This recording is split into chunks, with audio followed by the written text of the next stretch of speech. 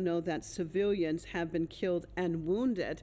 And besides the capital, other cities such as Natanz, Khurramabad, and other areas have also been targeted. Now, the regime is saying it has come out and said that it's targeting Iran's nuclear facilities and nuclear programs. And this is the same regime that, of course, has assassinated Iranian scientists over the decades. And of course, nothing happened to them from the so called international community. This IAE. Shalom, everybody, and peace of the Lord to all of you. I hope you can hear me very well. This is the Iranian regime TV, and this is live from Iran. The Israeli armed forces, they are wiping the floor with the mullahs of Iran. And now they are crying, they are playing victim. Those filthy regime who keep shouting death to America, death to Israel, and they want to kill every Christian, every Jew. Now they are claiming that they are victims. Those footage you cannot see anywhere actually. The only one have access to it right now is the Iranian TV. I don't know how clear the image for you. Let me see if I can make it bigger. Let me know if you have any difficulty from your side. Let me see if everything is working fine. All right. So again, peace for those who love peace, and no peace for the wicked, the Lord said. And those are wicked, like they keep begging them, like, come on, let us have peace. No, we want to kill all the Jews. Like, let us negotiate. No. Let us have a deal. No. And they think, they think really they are superpower. When we know, look at them, and look how stupid they are. You see, the Israeli, they deceive them. They, the American, they told the Iranian, by the request of the Israeli, that they accept to do one more final negotiation. And that will make the Iranian relax, because they will not attack until this negotiation happen. So supposedly they schedule one more week, but the American, they knew it's just a waste of time. Those people, Trump is begging them for the last 3 months. Let us have a deal, and they refuse.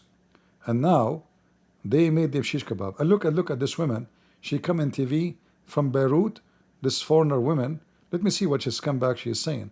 Those people, the Iranian TV, when they invite them, that means usually they are anti-America, anti-Israel. People, of course, from Iran, from Hezbollah in Lebanon, from the Yemeni people and their armed forces and the Ansarullah movement from Iraq and elsewhere, and of course at a popular level. But at an international level, what we're not seeing, there's still a discussion. We see things like the IAEA resolution calling and this incitement of some kind of, See this filthy scumbag, she live in Beirut. She's praising Iran, defending Hezbollah, and saying why the international community are silenced. She don't see people hanging in the street from their neck. She don't complain about that. She don't complain about Iran slaughtering tens of thousands of people in Syria, in Iraq, and everywhere. No, she don't see that. She don't see what Hezbollah is doing in Lebanon, when they attack in Israel, not only in Israel, inside Lebanon. Those are the scumbags. She look like, those hippie, filthy, trashy, junkie of the West. Praising Iran, saying, where is the international community?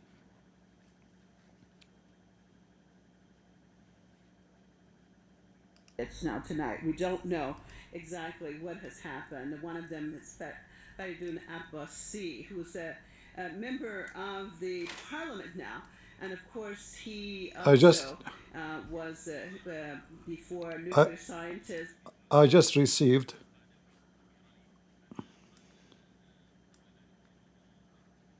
that the commander-in-chief of the Islamic Revolution of Iran is shish kebab. The commander-in-chief of the Islamic Revolution, this is the top, commander in the force of the terrorist, is shish kebab. The stupid Iranian regime, they put all the nuclear scientists in one building, And the Israeli, they made them shish kebab too. So not only they lost their buildings, they lost all the scientists in one day. The scientists who will make their nuke. Uh, a major, I just heard another news, a major commander of the general chief of the army is shish kebab too. I hope they will make the mullah, the big mullah of Iran, shish kebab too. Let us see.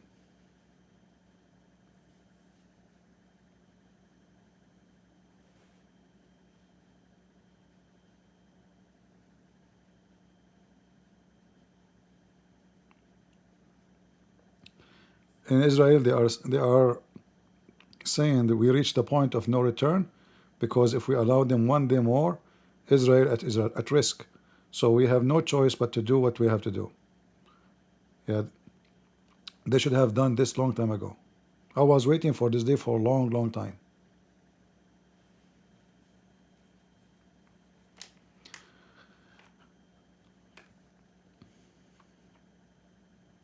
Very good. Make shish kebab of a terrorist. Come on.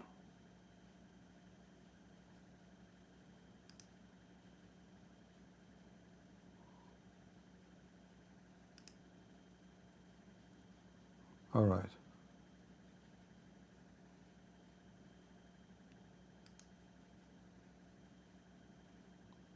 Look at this coward, guys. This is a guy from USA. Shouldn't he be questioned and arrested?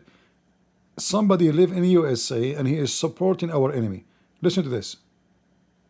As you saw in Iraq, that war went on for more than a decade, and still was not resolved in any sense. It is true. This, by any definition under international law, is an act of war. I will be interested to see what Russia and China. See the haters? This is an American citizen. Where is the CIA? Yeah, this is not a freedom of speech. When you support our enemy who want to kill American, this is a treason. This coward, he live in America, as you see. The name of this is city. You see, this filthy Iranian TV, government TV, they invite Western who hate America, including American. I hope this guy, he will be arrested, because this is not a freedom of speech. Iran killed 245 Marines. The first suicide bombing ever happened against American army. It was done by Iran in Beirut. And more than 54 French Air Force were killed too in the same attack.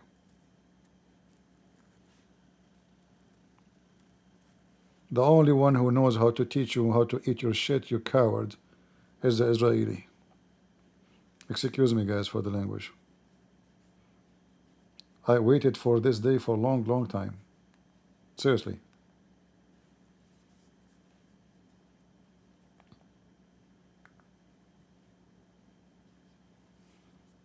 Let me see if we can find more news.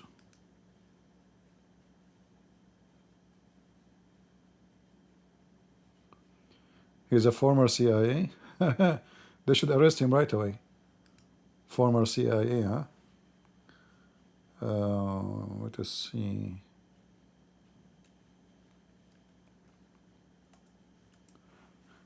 And now everybody in the world, you should watch your mouth when you go against Israel. Do you see how Iran, how far it is? Nothing is far for Israel. They can wipe the floor with you.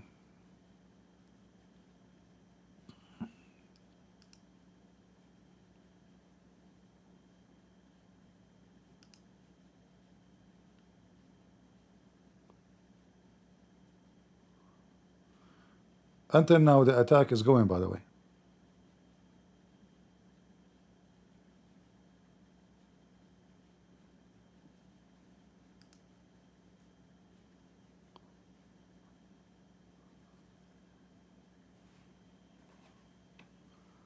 Breaking news.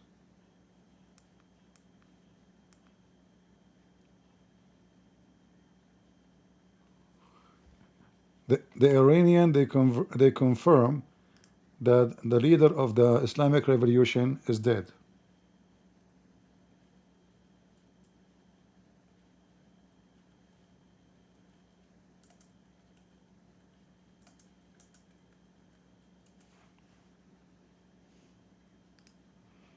Let me show you his picture. Look at those cowards. They bring them from the West one after one to support Iran. The dogs.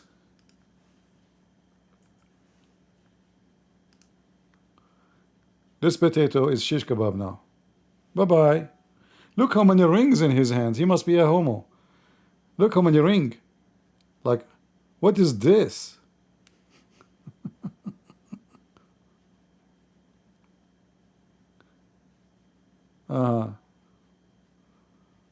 Abbas, what his name is? Abbas Nilforhoshan was killed in Israeli strike. Very good, very good. Say hello to Nasrallah, buddy. All right? Don't forget to say hello to Nasrallah.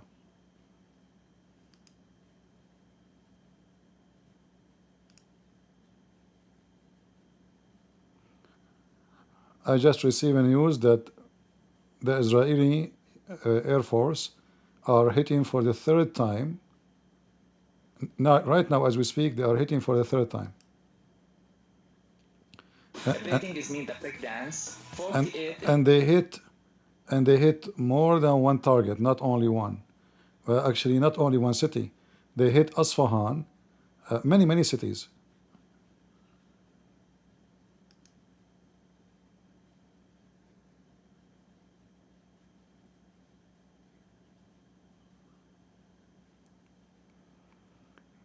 There is more than 70 Iranian until now confirmed leaders, not just names, you know. So look like the Israeli, they knew where they live one by one. It's like, you know, the same what they did with Hezbollah.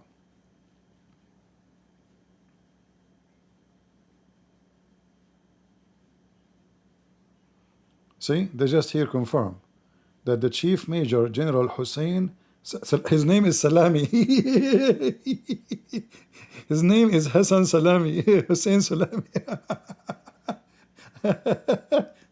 They just made him Salami. Hey Salami, how you doing? You're dead? General Hussein Salami. Okay. What about pepperoni? So you see what they are doing, the Israeli, like they are wiping the enemy. You know, I hope there is some kind of organized revolution inside Iran, so the Iranian people, they will take over the country. That will be great, because now look, all of their forces is demolished. Now is the time. I hope there is a plan for such a thing.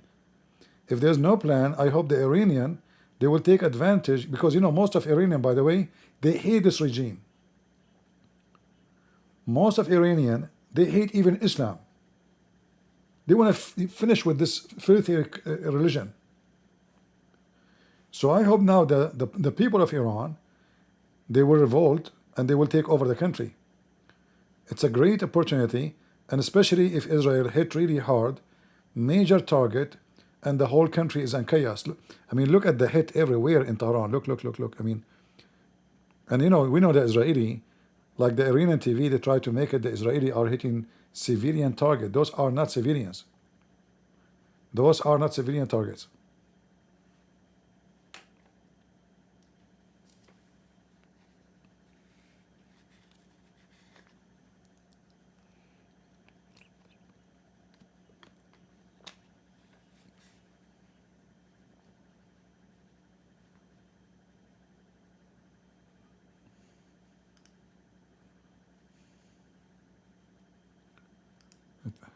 Sanjay, I want to thank you. There's no news in the fake Euro news. Let us see the stupid BBC.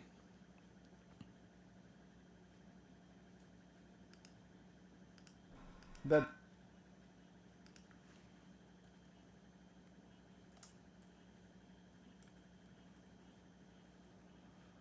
And what I just heard that hundreds of airplanes they are attacking Iran. Hundreds, not 100.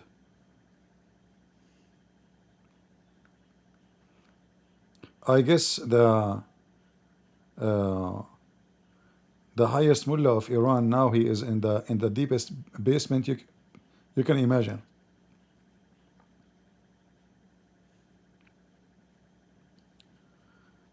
Israel announced closing all schools for extended time, which means nobody knows until when. Let us see. BBC is closing. Let us see your news.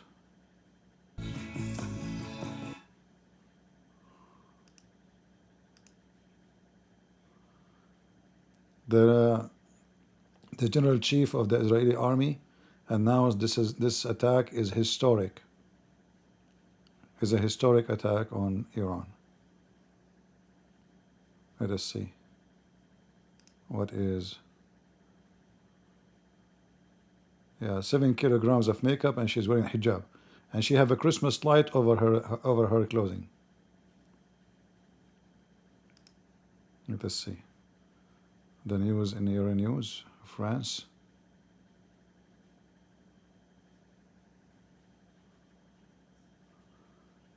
Any update? Our main story this hour. Israel says it's carried out what it calls preemptive strikes against Iran. Dozens of explosions are heard across the country, with Israel's defense ministry and military saying they'd struck nuclear sites and likely killed various top Iranian military and nuclear figures. Israel's defense minister, Israel Katz, has declared a state of emergency, saying an immediate retaliation from Tehran is expected. We'll be live to our correspondents in Israel, in Tehran and in the US.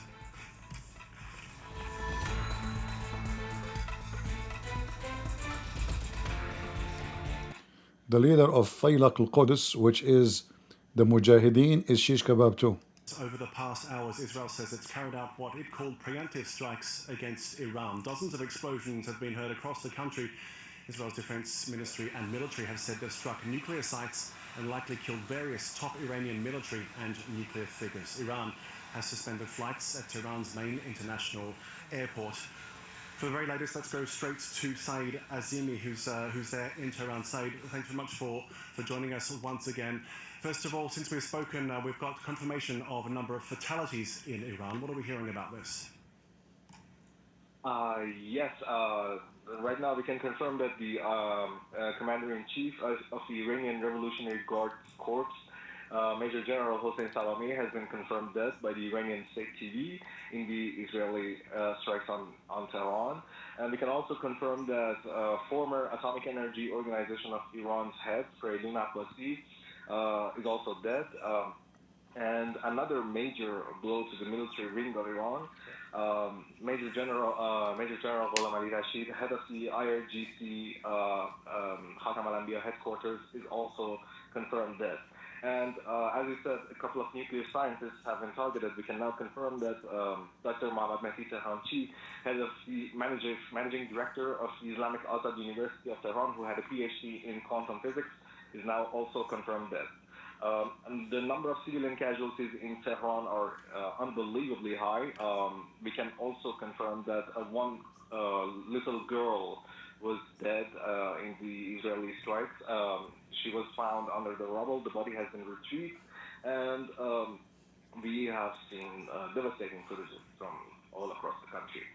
And what's the situation there at the moment, Saeed, in terms of the strikes? Are they continuing at the moment?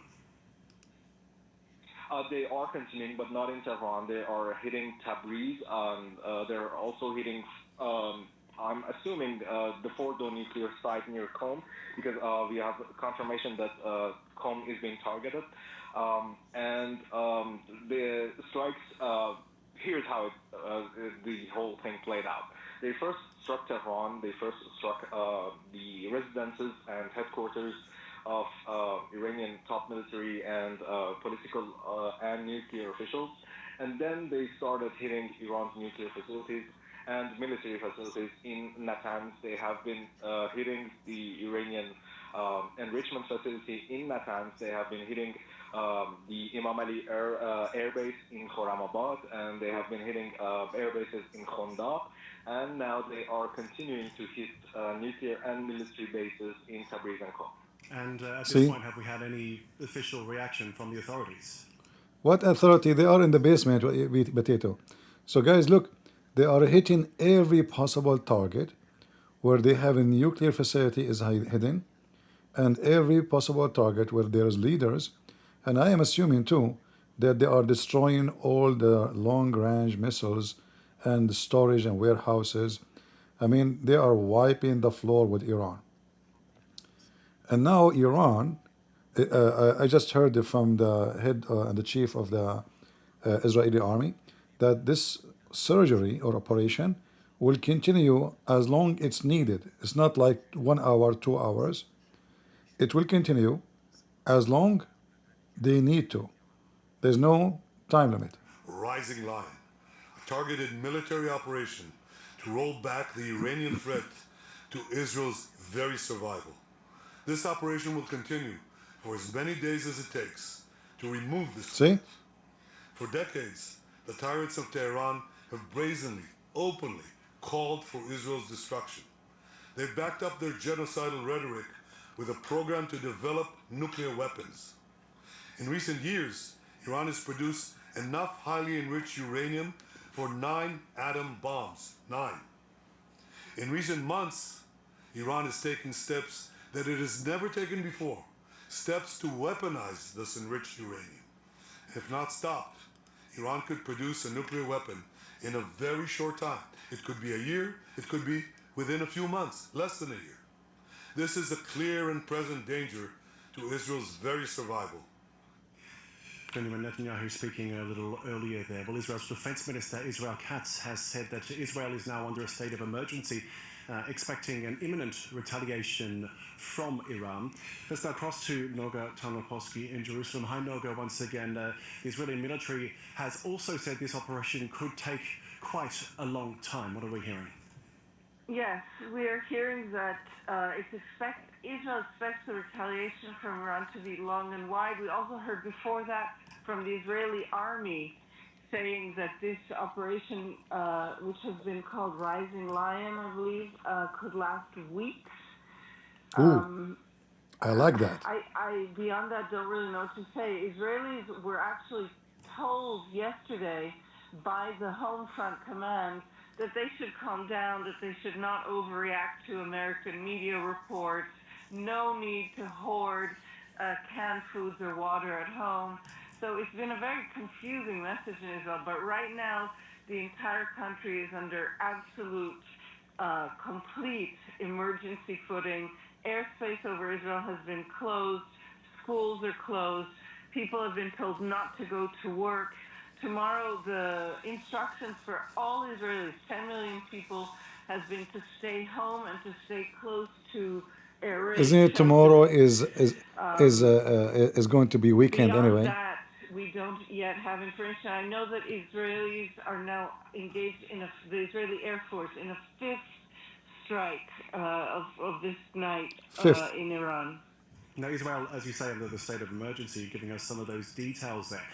This comes despite, well, Israel has one of the most formidable air defenses in the world, but it still needs backing from its allies. And this comes after US President Donald Trump warned Israel against taking this move against Iran. Is Benjamin Netanyahu somehow trying to force Trump's hand here, betting he will intervene against Israel? Here you see the stupidity of the media. You see, if this is true, that American, they don't know and they don't agree. So why the American, they were moving their citizens from Iraq, from Kuwait, from Emirat, from Bahrain, from everywhere. So obviously the American, they've been informed and they're in total agreement with the Israeli in doing this attack. Trump, he gave Iran a golden opportunity to save their ass. He was begging them for the last 3 months. He did the same actually first term he was a president. They refused too. So he knew that this is just, they are playing games. Those are Shia practicing taqiyya. Like those 2 guys who called me yesterday, They will never give an answer. This is the Shia. They are very hypocrite, very lying, very sneaky. And Israel knew that. In fact, I don't like Netanyahu, but now I like him very, very, very, very much. Very. I mean, add like 100 very, after it. I always speak against him, but what he did today, he fixed all the issues I have with him. We are zero balance, And Netanyahu, I forgive you. Okay, go, don't worry. I forgive you, man. It's okay. Yeah. Hit.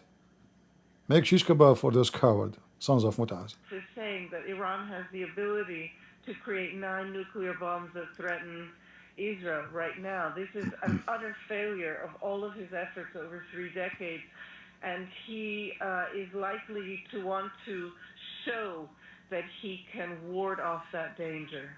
And of course, it comes as the UN's nuclear watchdog had just confirmed that Iran was enriching uranium beyond its obligations in the non-proliferation agreement. So you think this is perhaps something to do with Netanyahu's decision to unleash these strikes now? I mean, look how smart. Well, clearly this has been planned. Look how smart the French. So do you think because the Iranian, they are enriching their uranium so fast and too much, this is the reason behind this attack? No. Let me correct you.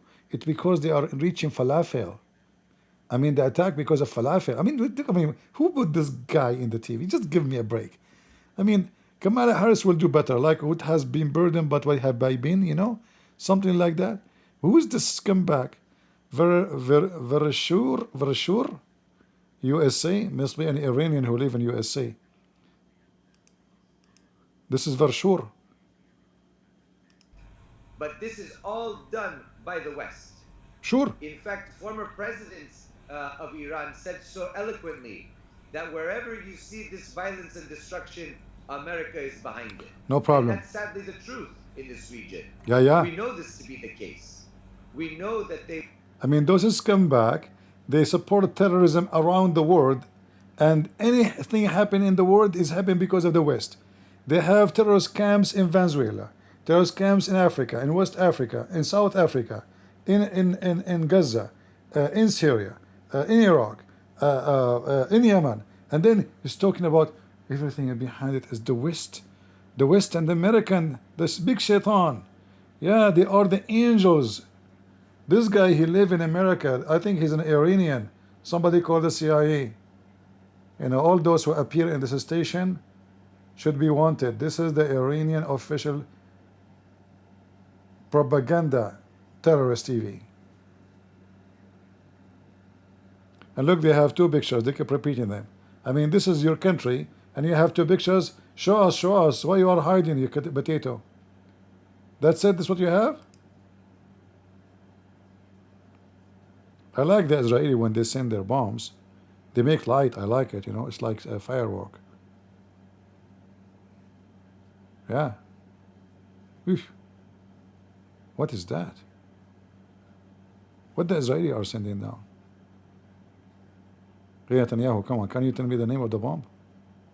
Government that has issued very contradictory statements about its future vision for Gaza, but I think it's fair to say the majority of Netanyahu's ministers have overtly, openly said that they want to empty Gaza of Gazans and they want Israel to take it over. So I do think we should keep an eye on Gaza. Yeah, keep an eye. She must be lefty, by the way. All those Western TV stations, like French, they invite only left-minded, weirdo people to speak in their TV. Yeah.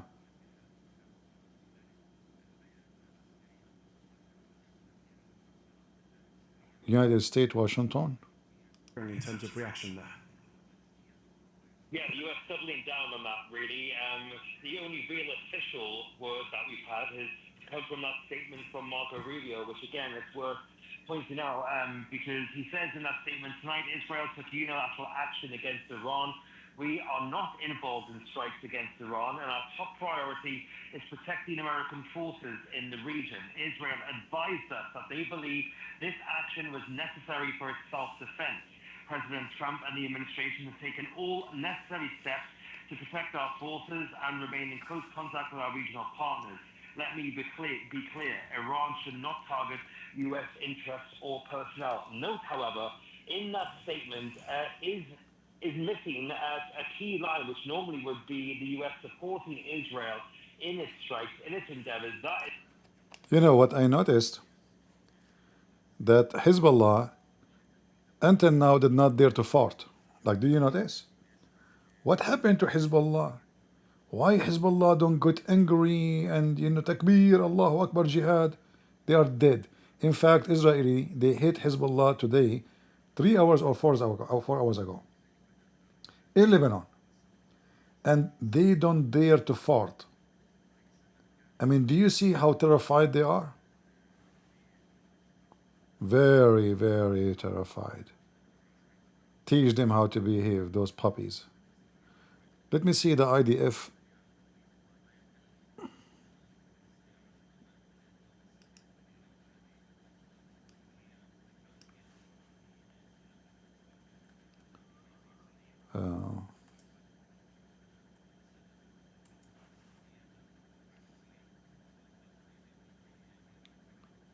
Let us see.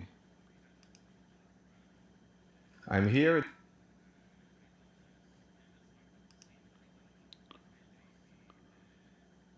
One hour ago. For years, the Iranian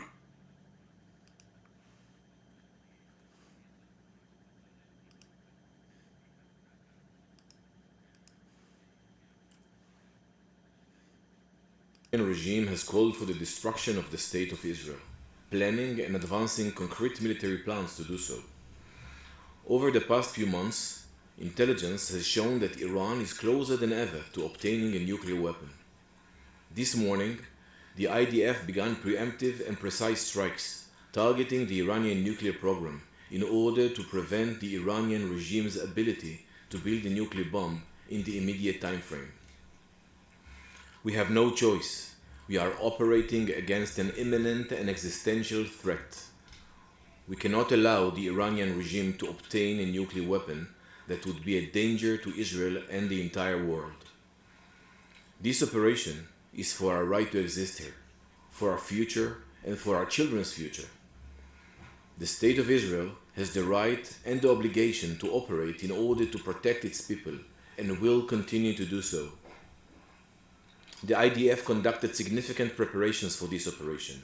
We are well prepared both in defense and offense to defend ourselves. The IDF will continue to defend the State of Israel. All right.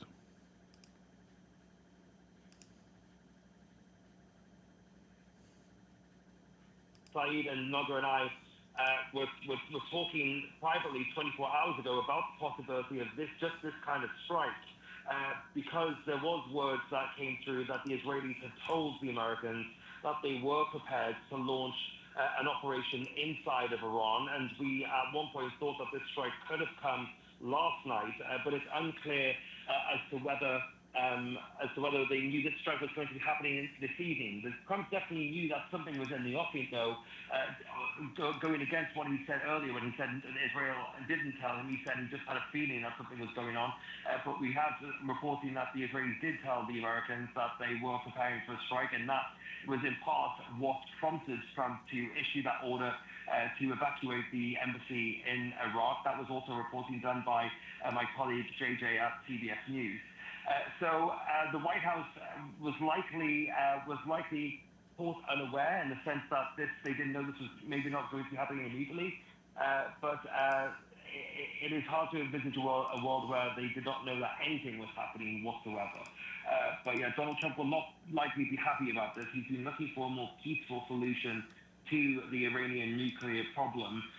And of course, there was a belief that these strikes, if they were going to happen, wouldn't happen before Sunday, because it was announced late in the evening on Wednesday that Steve Witkoff, the man who's been running these negotiations for the Americans, was going to be meeting the Iranian foreign minister on Sunday. Now, it's unclear whether those talks will now still go ahead, No, because, of course, you the see, game board now you has see this completely this changed. agreement, this agreement about negotiation on Sunday, it was just to deceive the Iranian, to make them believe that the attack is not happening now. All right? Because they will negotiate about what? There's no need for negotiation. It's over. Now we can keep all the sanctions, so the Iranian regime can collapse, and we do not need to negotiate about anything. That's it. You see, the stupid Iranian regime, if they accept to come to a resolution, they can just do it like the taqiyya style, you know? Like, okay, we will not, you know, we promise you. And then they keep doing what they do usually, doing it secretly. But they are stupid. They refuse to agree. And now there is no point of negotiation. Negotiate what? Why would negotiate? Who need them? What big mouth? What you are saying? Iranian news agency quotes security source as saying Iran planning decisive response to Israel. Yeah, you made me fart. I cannot wait for it.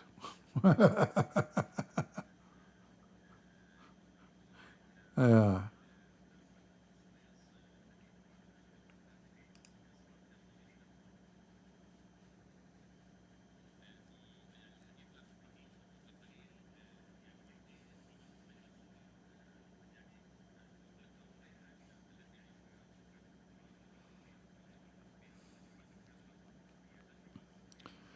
You know, usually when the Iranian attack, all their missiles, they will fail over the Arab in Israel.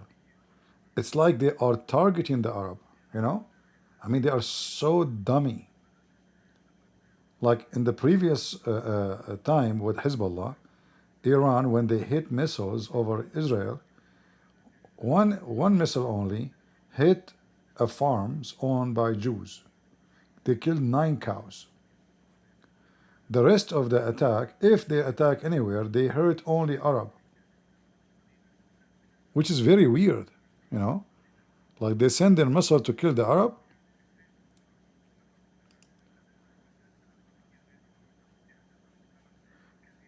Yeah, you see the Iranian TV, they are sending you a building to show you that those are civilian. No, those were the scientists, I think.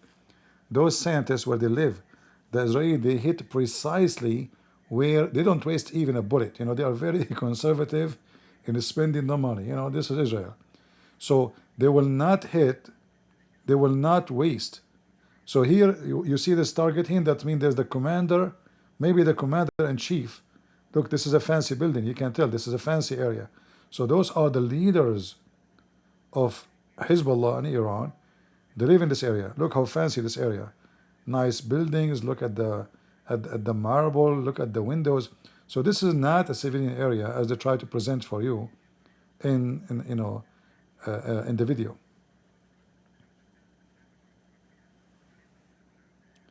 This potato, his name is Christopher Hilali. So he called himself a Christopher, but his last name is a Muslim. All right, potato. Obviously, he used a fake name. Yeah. Houthi Muslim. What the Houthi he said? The Muslim what? Yemeni leader, we are imposing air blockade in response to Israel escalation. So the Yemeni terrorists, they will close all the space of in the Red Sea, so no flight. I hope Trump will hit them, because that will break the agreement. You have no right to do that.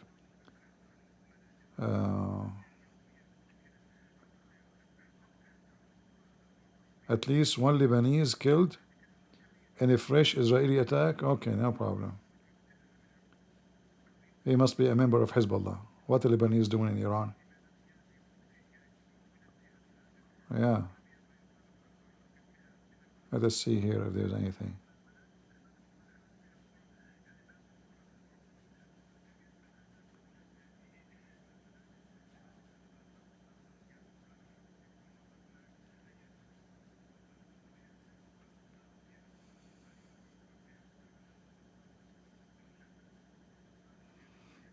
This is Gaza here.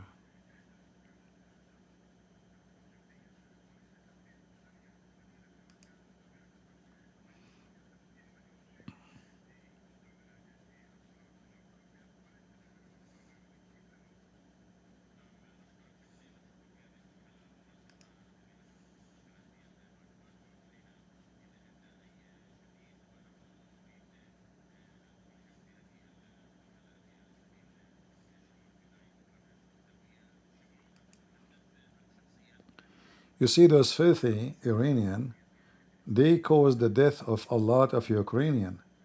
All the attack the Muslims Chechenian army they do against Ukraine is made by drones made by this filthy regime. So I'm sure that the Ukrainian now they are so happy to see this filthy regime is paying the price. In fact, if I am a Ukrainian, I will give them some blow, joining the Israeli, because they deserve to be punished for their crimes. What a filthy regime. I mean, you cannot find one place there's a bloodshed, they are not participating in it. Look at the fancy building they have. Look. Yeah, this is where the leaders live. Fancy cars, fancy buildings, yeah. And the stupid regime, they put all the top nuclear scientists in one building. I mean, how nice is that, The Israeli do not need to look for them. Hello? Is that the building for the nuclear program? Yes, sir. Who's talking? Are you guys all of you there? Yes, we are here. Can you say takbir? Why? Because we will make you shish kebab. Say the last time. Go ahead. Say it. Who are you? I'm Jack Shalom from Jerusalem, you idiot. Boom.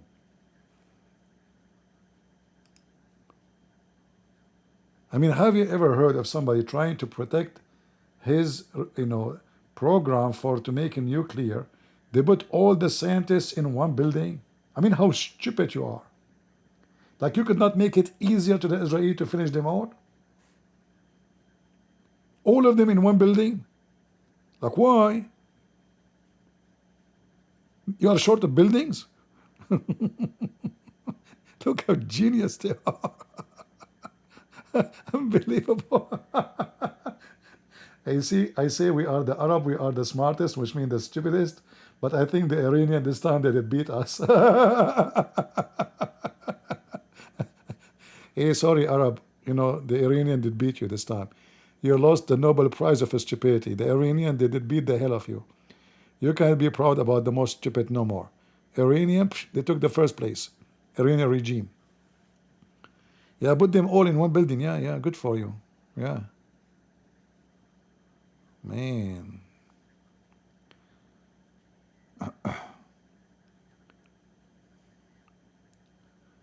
Let us see. They keep repeating the same pictures. The Israeli are attacking them non-stop, and they keep showing the same pictures. What about you show us what's going on? Iranian regime, shame on you, potatoes. Ooh, or what is that now? French. Yeah. Stupid French TV.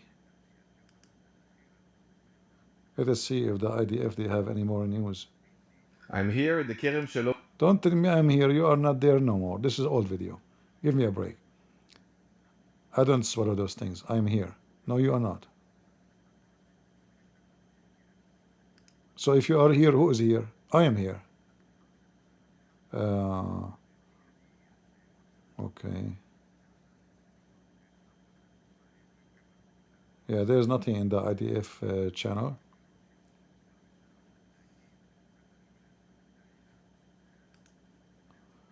Let me see if there is any news from different agency.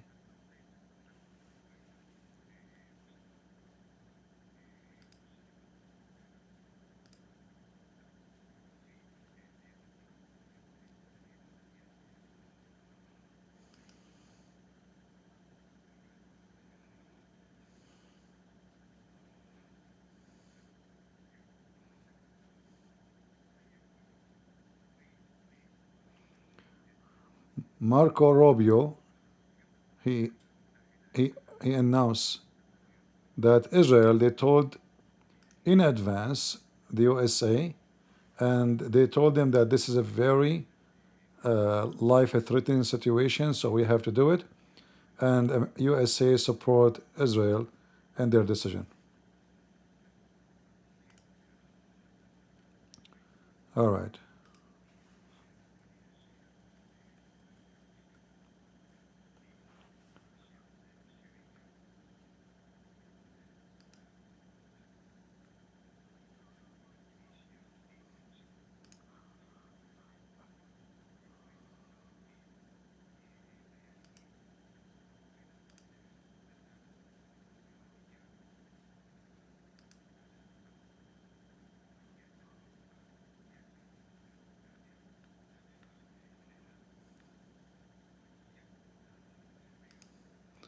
Marco Rubio, he warned the Shia militant in Iraq and Hezbollah or any other party to involve or else. Very good, very good.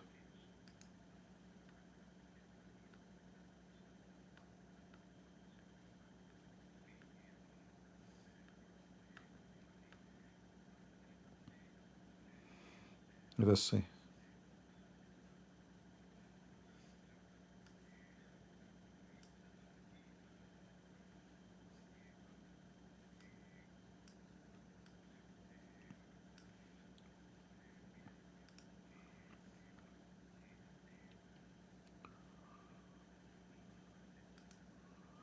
I'm trying just to find some news somewhere additional to this.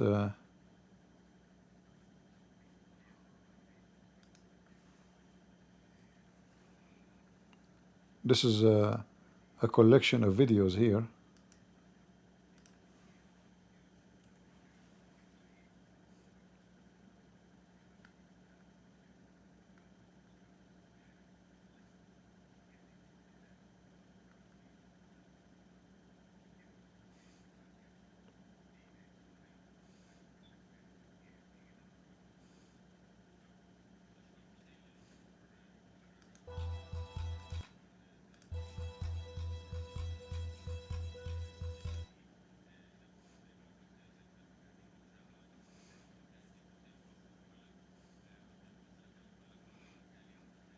Yeah, there's nothing here.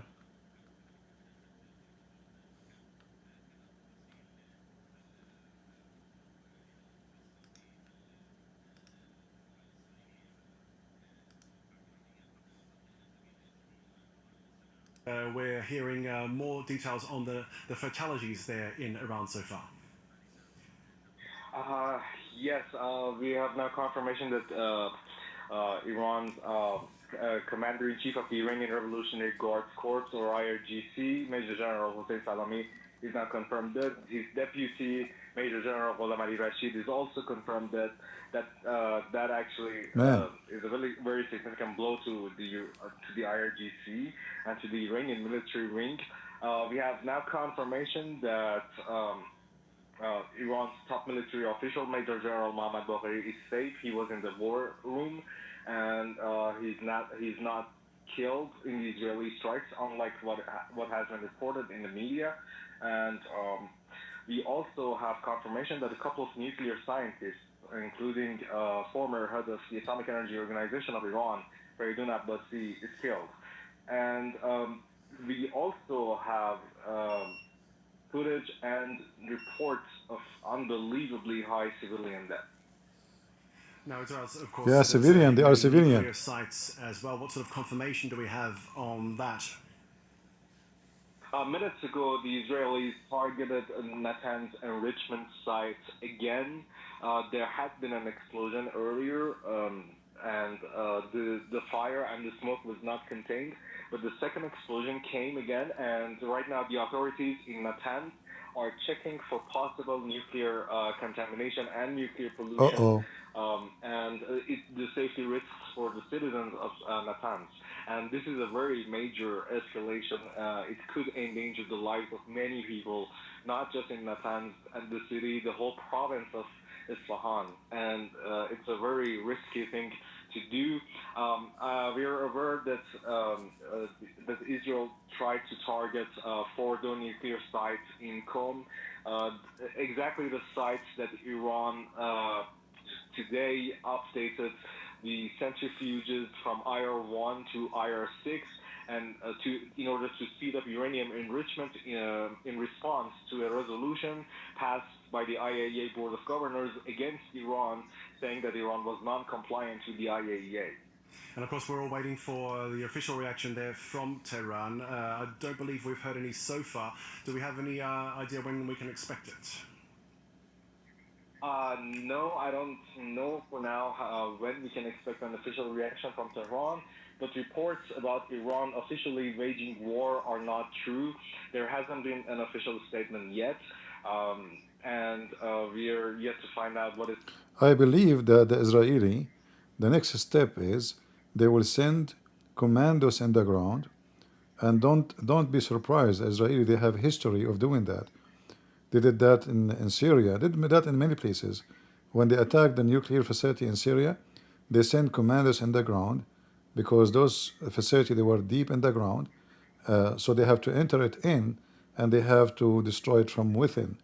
So I will not be surprised that now they are attacking all the defense, and they are attacking what they can destroy from the space, and they will see from the intelligence in the ground, because I believe that the Israeli have some people who they are Iranian, they are spying for them to tell them the result of the attack. So if the result was success, then the Israeli army do not need to send commandos down in the ground. If the result is not success, either they have to repeat the attack, as we see here, he mentioned they are repeating the attack in the same place like second and third time, which means the first time is not total success. And usually what they do, because it is deep in the ground, they destroy the first shield, and then they destroy the second shield. Let us say that you have three floors, all of them they are thick with concrete. So your bomb can destroy, let us say, a thickness of a 20 meter each. So they make a hole of a 20 meter, then the second bomb until they reach all the way down. If they could not do it this way, then they have no choice except sending commandos in the ground. And the Israeli army are very well trained in commandos. They are the best in the world, you know. So don't think it's a mission impossible. Like in Lebanon, the Israeli commandos, they landed in the highway close to the airport. They arrest the assistant of Hezbollah leader at that time. They went down in the street. They have even dogs with them. Can you imagine? And all Hezbollah, they disappear from the street. So I will not be surprised if the Israeli do the same, even do some arrest. I will not be surprised if the commandos come down somewhere and they arrested some figures, you know, like maybe even scientists, so they can get more information from him or wherever he is about the program, and if there's more hidden locations. Let us hear if there's more news. Expecting an imminent retaliation from Iran. Let's cross to Noga Tarnopolsky, our correspondent in Jerusalem, for the latest. As we said, I don't think the Iranian will be able to respond right away. They are under shock. It's going to take them some time to swallow it. Especially the head of all commanders are potatoes now. They are shish kebab. So retaliation need an army who's ready to retaliate, and obviously they are, you know, I mean, look at them. Until now, they could not even shoot one airplane down. The Israeli are playing in the Iranian space. It's like going to do shopping. Like, did you notice? Round after round after round. Do you hear the news about one Israeli airplane shut down? Zero. This is telling you that they have full control of the airspace. So how they can retaliate? In order to retaliate, you have to be able to take your equipment out, expose them to the sky. The Israeli army now in the top of your sky. Now we know that Iran is so big, but we know in the same time that the Israeli, they have top technology. So they can notice where it's coming from and they can eliminate the target immediately. Israeli Air Force they can hit a target from hundreds of kilometers away. The airplane can hit a target far distance from where the airplane is. So when they speak here about when Iran is going to retaliate, I don't think Iran will be able to do anything. We might hear this guy, the Houthi, he shoot a missile which is usually hit nowhere, you know. It's just a stupid threat, you know, mean nothing. But I don't think the Iranian will be able to, they are under shock now. The weekend will, in fact, be transformed by an Iranian attack, which is what the Israeli army is basically warning Israelis, that the next few days will be spent in air raid shelters. It's a very interesting image you paint there, Noga. Israel, an empire trying to change the world, but it still needs the backing of its allies, doesn't it? It can't do this alone if Iran attacks. Well, it can't do this alone. If Iran attacks, at least it has shown in the past it can't do it alone. And again, as we've been discussing just yesterday, we were told that the chief of staff of the Israeli army had made it plain to the Israeli cabinet that was eager to launch this attack that Israel could not go it alone militarily, that Israel should not launch a unilateral attack on Iran, which is exactly what is underway right now, as announced specifically by Secretary of State Marco Rubio, who basically linguistically washed his hands of this and said the United States has nothing to do with this. So there are two aspects. Can Israel do this successfully on its own militarily? Give me a break. And will Israel be able to defend itself? Yeah. Imagine this is an Israeli, you know, those lefty, they keep whining, you know, they are like, would we be able to defend by oneself? I mean, don't you see you're stupid? What's wrong with you? You are controlling their airspace. You killed all their commands. Would we be able? Lefty, you know, they bring the lefty. This is France 24, BBC. They bring you the garbage of any country. They will not bring you someone who says something right. You know?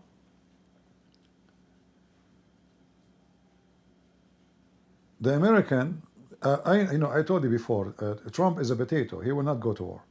He is not a war guy.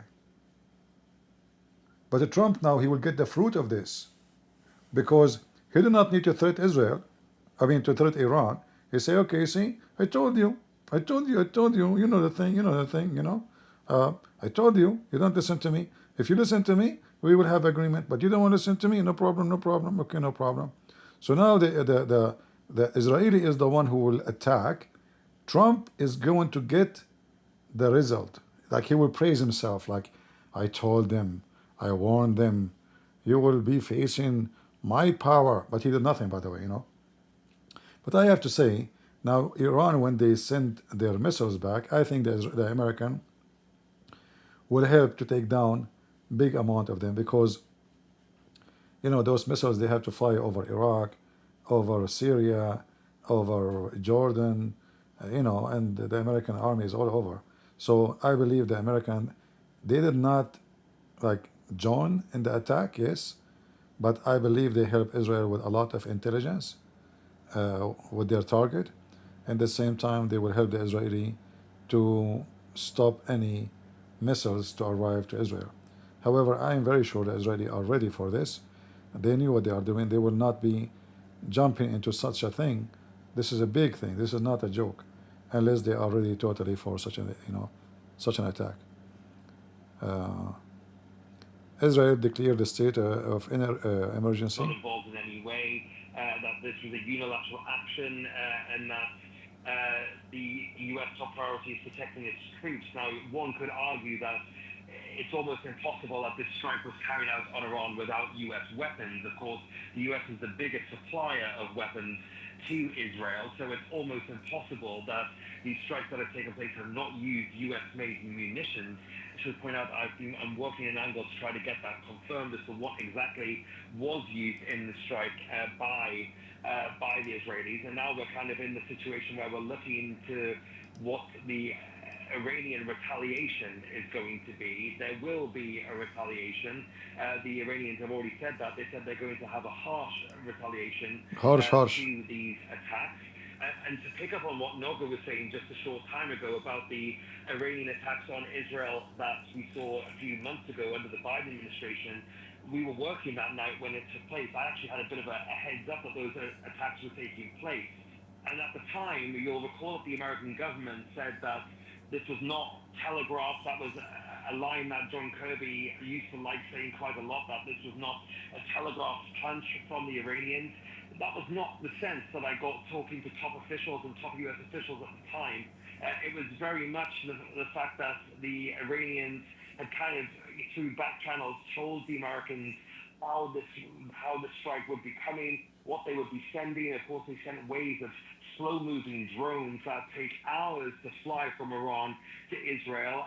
And then the second time around, we saw that increase in ballistic missiles, which are much harder to shoot down and make their way from Iran to Israel in just about 13 minutes. But in that second wave, we saw an increased U.S. presence. We saw the battleships. We saw the U.S. joining forces with the U.K. in various installations across the region in places like Jordan to help shoot those missiles down. Whether there is now any cooperation between the U.S. and Iran in the back channels to telegraph this punch will be fascinating to see. But it appears that this is now a completely different kettle of fish to what we saw a few months ago. And this is... All right, shut up. Trump is going to hold a security meeting with his cabinet, the top security, to discuss the situation. And I think everything is going very good. I pray that the Israeli, they are successful in their eliminating. We don't want this attack to be just destroying some buildings, you know. We wanna be sure that their attack is successful to eliminate Iran regime from being able to make and generate nuclear weapon. So I hope that will destroy. I mean, this is their opportunity. You see that last time during the war, the Israeli, they wasted many opportunity. You should not listen to the American anyway. It's your country, it's your nation, and it's your people who will die. What Trump he say doesn't count. What the filthy Biden they say doesn't count. What count is how to save your people. So they should do what they have to do. We know that those Iranians, they are mentally ill. They have a lot of hatred to Israel. Even though they want to destroy, by the way, all their neighbors, not only Israel. I mean, those Iranian regime, Hezbollah, they would love to finish all of Saudi Arabia, Emirat, Bahrain, all of them, all the Sunni countries around them. But they use Israel as a reason to earn support from the public. So we make our hatred in the sign is about Israel, but in the behind of the sign, we have Saudi Arabia, we have Emirat, we have Bahrain, we have all the Middle East. They want to establish their Shia empire, the same as used to be during the time of the Fatimiyyin. This is the target. The State Department, and I've asked them whether these talks on Sunday are still going ahead. It's hard to imagine how they will, but I asked them whether the US was still planning on holding these talks, and whether Steve Witkoff, who's been negotiating this deal with Iran, is still planning on meeting Iran's foreign minister. And their response to me was, "Can I get back to you in the morning?" So they clearly, this is a very fluid situation, and likely something that Trump is going to be discussing on his now cleared schedule at that National Security Council meeting in the Situation Room at 11 o'clock tomorrow morning. Thanks, Fraser, for the moment. Let's put the question you asked just a moment ago. Has Donald Trump lost his influence over Benjamin Netanyahu? Has the US lost its influence over Israel? Let's bring in... Look, guys, look at this. Look at this question.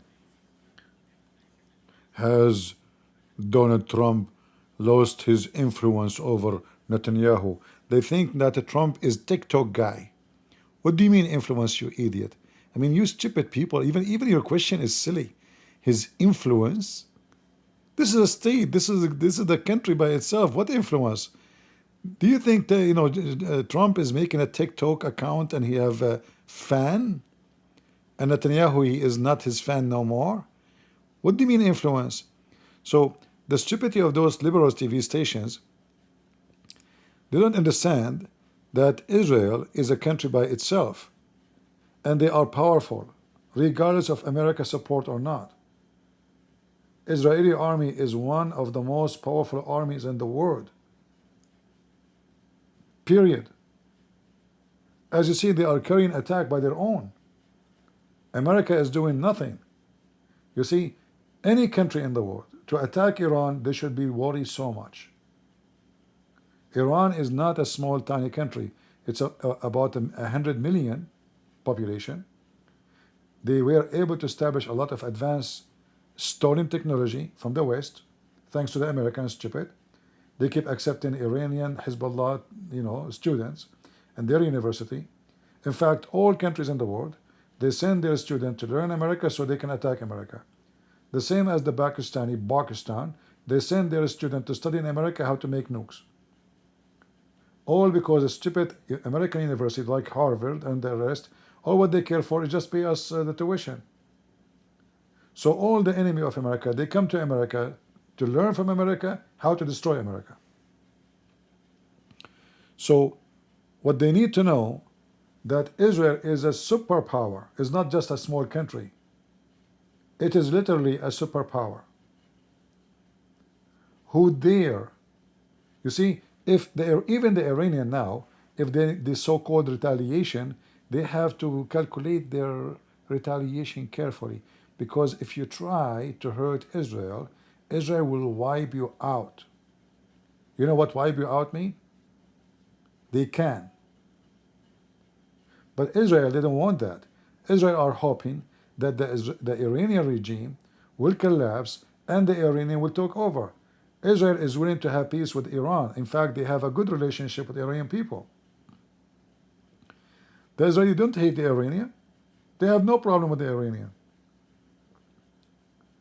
So the Israeli, their plan is, we are going to weaken this regime. That's why they are killing all the head commands. I hope they will be able to send this guy, the mullah, Khamenei, to Allah, so Allah will make his penis endless. That will be a penalty, not a reward. So this is what the Israeli hope for. Israel didn't want to attack Iran. It's the opposite. I mean, even a student at the age of 6 years old, before they enter the classroom, they have to shout death to America, death to Israel.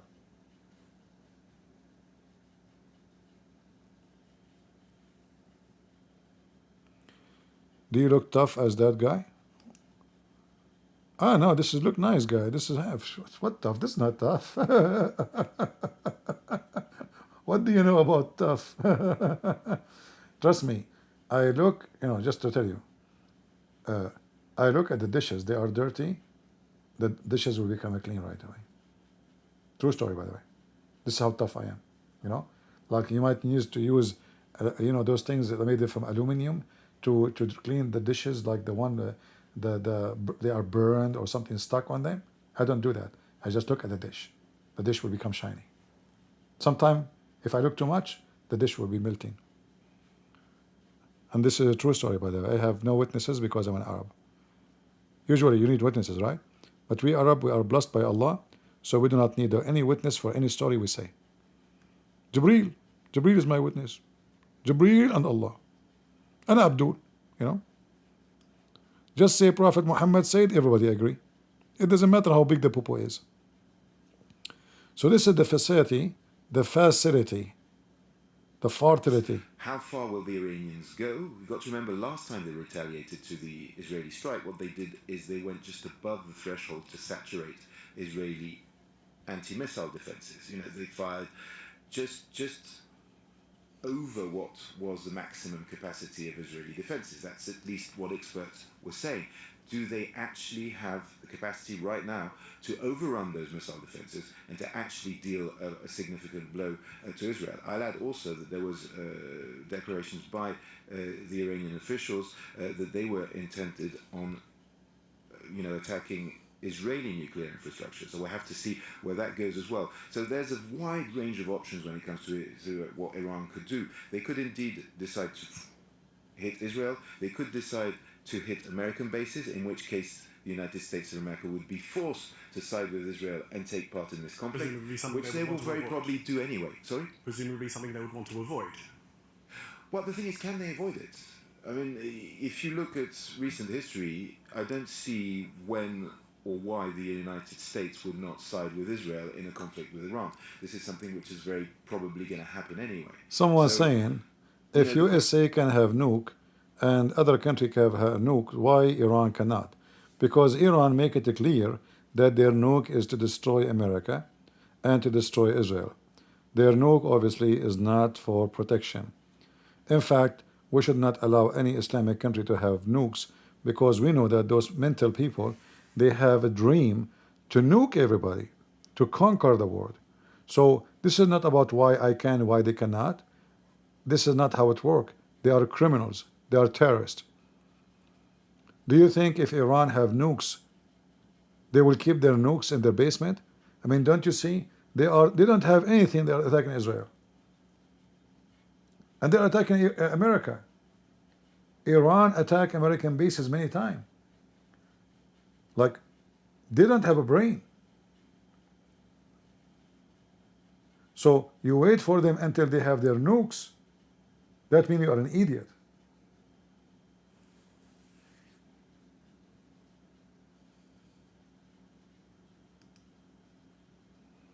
They have the same pictures in the Iranian TV.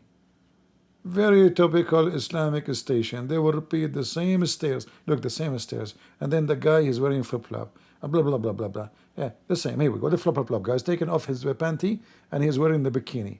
And there's water coming downstairs. They will repeat the same until next week. That's it. They don't have anything. Iranian TV. Islamic stupid TV. Potatoes.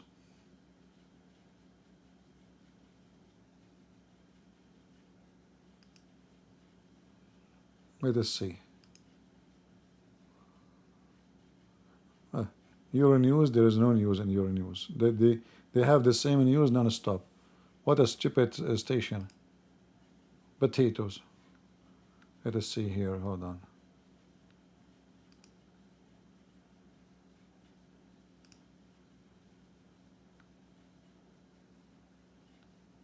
Yeah, all the world news. There is no news really.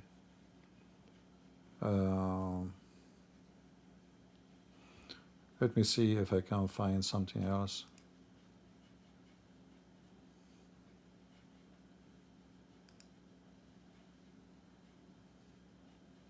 What, they give you a high school degree? Hiroshima reversed it? Okay. Yeah, if the Japanese were not evil to join and attack America, there will be no Hiroshima. So don't cry much. It was your stupid leaders and their greed. They want to occupy the world.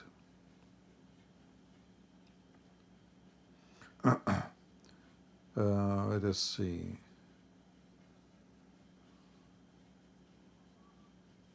Israel security official says Iran chief of staff likely to be eliminated. Change the word, not eliminated. Shish kebab, shish kebab. Mr. Hussein Salami, well, he's a Salami anyway. He was a Salami, he became a Salami.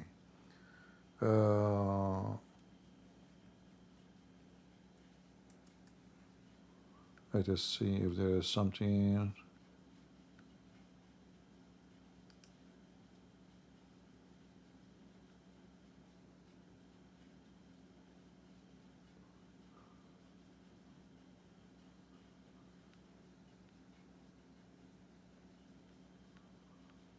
I don't see anything here. Let me see the news from Israel.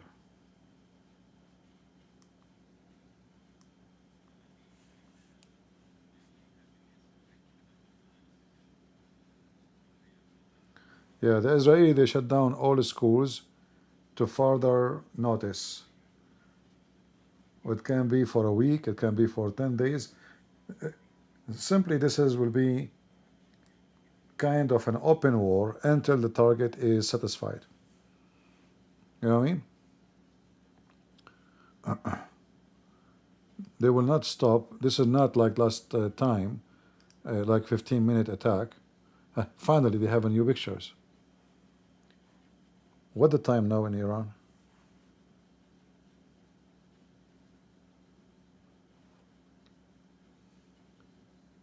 Is that what is the time now in Iran? Hold on. Iran local time. It is 6:29 a.m. All right, so this is the morning. Look at the smoke. We smoked you, Iranian regime. Look what they have in the screen. They have a black label tape. Do you see, guys, the black? They just added the black. Is maybe the Israeli, they killed the Khamenei. You know, they will put this if something big happen. You know, do you see the black label? Huh?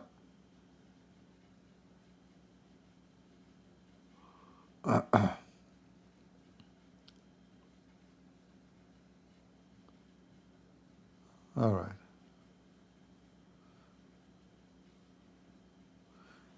And people, they call this conflict. This is not a conflict. This is Islam. This is not a conflict. This is not temporarily.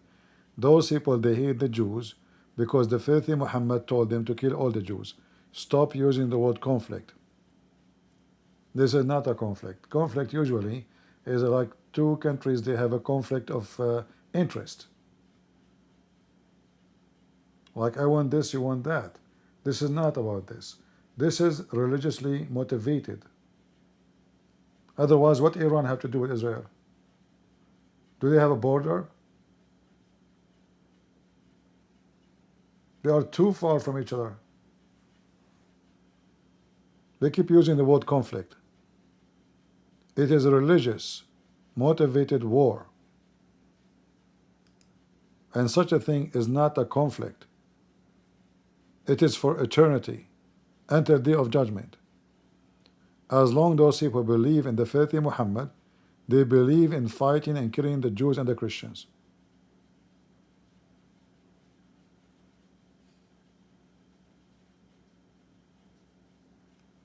Spokesman for the Chief of Staff Armed Forces says Israel attack carried out with help of USA. Those are the Iranians saying that. Yeah, they have to say that because they want to tell the public why we are disabled to do anything.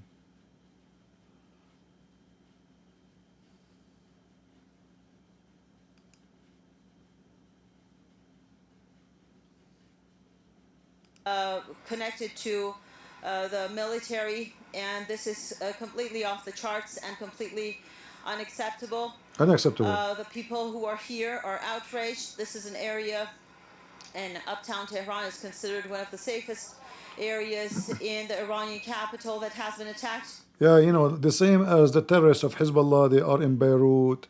It is civilian area. They are under the schools.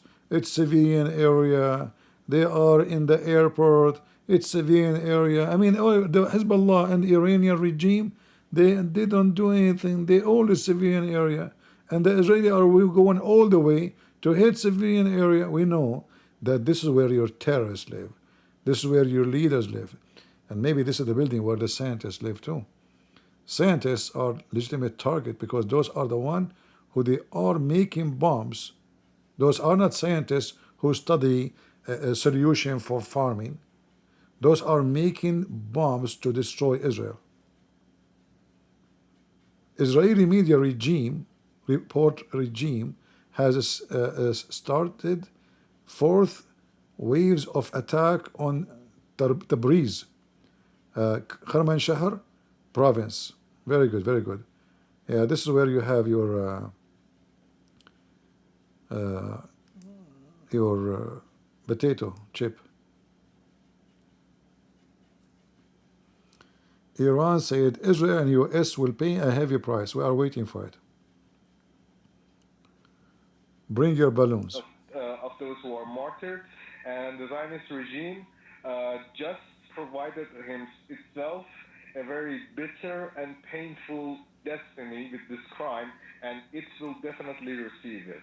Sure, This sure. is the message that we just got from the Iranian Supreme Leader. And meanwhile, his political advisor, Ali Shamkhani, was targeted in the Israeli airstrikes, and he's severely injured. He was transferred to a hospital. We don't know He lost his balls. what his injuries are, but I know that he's severely wounded, and I don't think he's going to make it. So Supreme Leader is not dead yet? Let's now speak to James Andre, our senior reporter here on set with us. James, of course, we've been hearing about the US trying to distance itself from Israel's actions here. Donald Trump, of course, warning just hours ago that Israel should not do this ahead of a next round of nuclear talks on Sunday with Tehran. But in a sense, if Iran strikes Israel, the US will fall in line, won't it? So is this just sort of buying time somehow? Well, pretty obviously what will happen is that if Iran chooses to indeed hit American interests in the region, there will be very clearly a response from Washington and from the United States. If it attacks Israel in a very strong form, it will be the same thing. So the fact of the matter is, the decision, we'll see what Iran decides to do. Iran could very well decide to indeed, do good on its threat to attack American bases in the region. If it does so, well, it will be in a direct confrontation with the United States of America. The thing is, if they do hit Israel with any force, the Americans will definitely defend Israel. I mean, that is a very, very probable thing. So they could make any decision. The thing is, you see, there is just a minute ago, new missiles have been falling, or attacks have been falling onto Iranian soil. So this means that, yes, these are waves of attacks. And what we saw, if you compare to what happened when Israel attacked Hezbollah, they were very, very precise in their strikes. They managed to destroy all weapon depots of the Hezbollah before they were even able to fire many missiles into Israel. So the question mark is, how quickly will Iran respond, and how will it respond? But the fact of the matter is, they know full well that the Americans will very probably back Israel if Israel is directly, attacked in those direct retaliation of any strength against Israel. So it's a very difficult situation. It's a very difficult situation. I mean, guys, why in the world this guy is even talking? Did he say anything? Listen, if the Iranian attack Israel, possibly and properly and perhaps and maybe, and I think so, and God knows and Allah knows best, that Muhammad knows nothing, and shish kebab hummus, that America will support. You keep repeating the same stupid thing. I mean, they brought those people, by the way, they paid them to be in TV to say nothing. We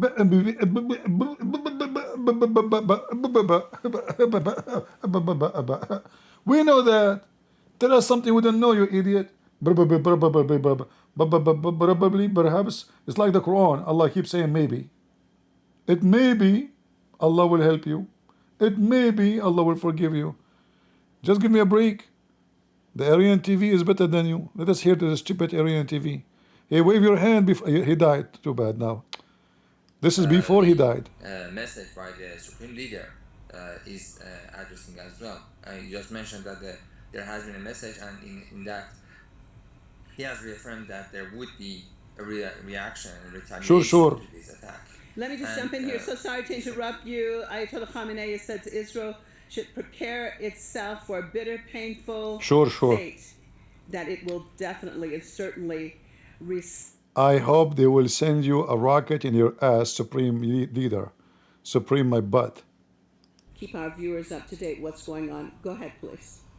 Iran has been trying to show restraint. Yeah. It didn't want to get into a look, war. Guys, look. With Hold on. Do you see what is in the ground? They are walking over our flag, and the stupid Trump is negotiating with them. Do you see it? This is their warehouse where they are storing their weapon, the Israeli flag and the American flag. How we can negotiate with those people? Those are permanent enemy. They want to destroy us. So we better destroy them before they destroy us. There's no question about that. Can we sign an agreement with somebody, their official, their children, their school, their university, before they enter even to study elementary school, they have to shout, death to America, death to Israel? We will make you shish kebab, you son of Mutaz. Just attack us. Just try. I was in the USA Army and I know how powerful this army is. You have no idea. They will make you literally shish kebab. We're not involved in that. It's not working like that. So they are, the Americans and the Zionist regime, both of them, in all ways, would be legitimate targets for the Iranian missiles and Iranian attacks. And this time, it's not just about the infrastructure, about the facilities. They No. have targeted civilians. Sure. All the civilian areas, all the buildings. Sure. Guys, they target civilians. This is only civilians, civilian in this country. So this guy, he died where? Between the civilian.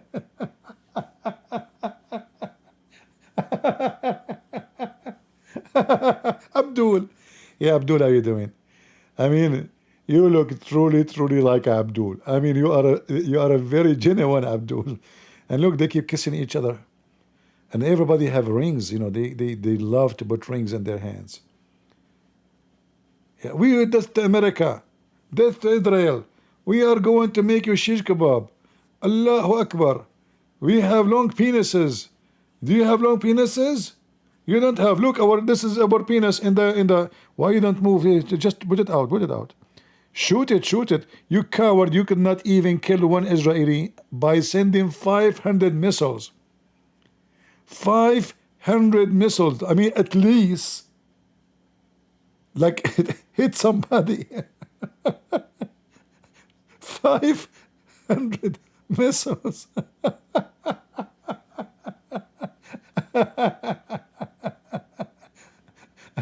Once I was shooting a target. I don't know. I think I shot all the magazine, one magazine, I think. So I shot like 10 bullets. And then I got 16 bullets in my paper. What a miracle. How I shot 10 bullets and I got 16.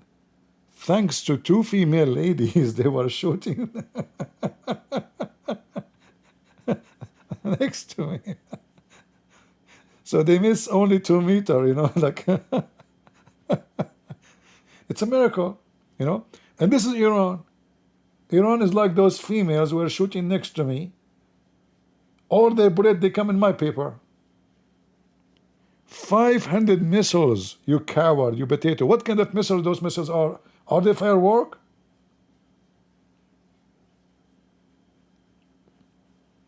Potato.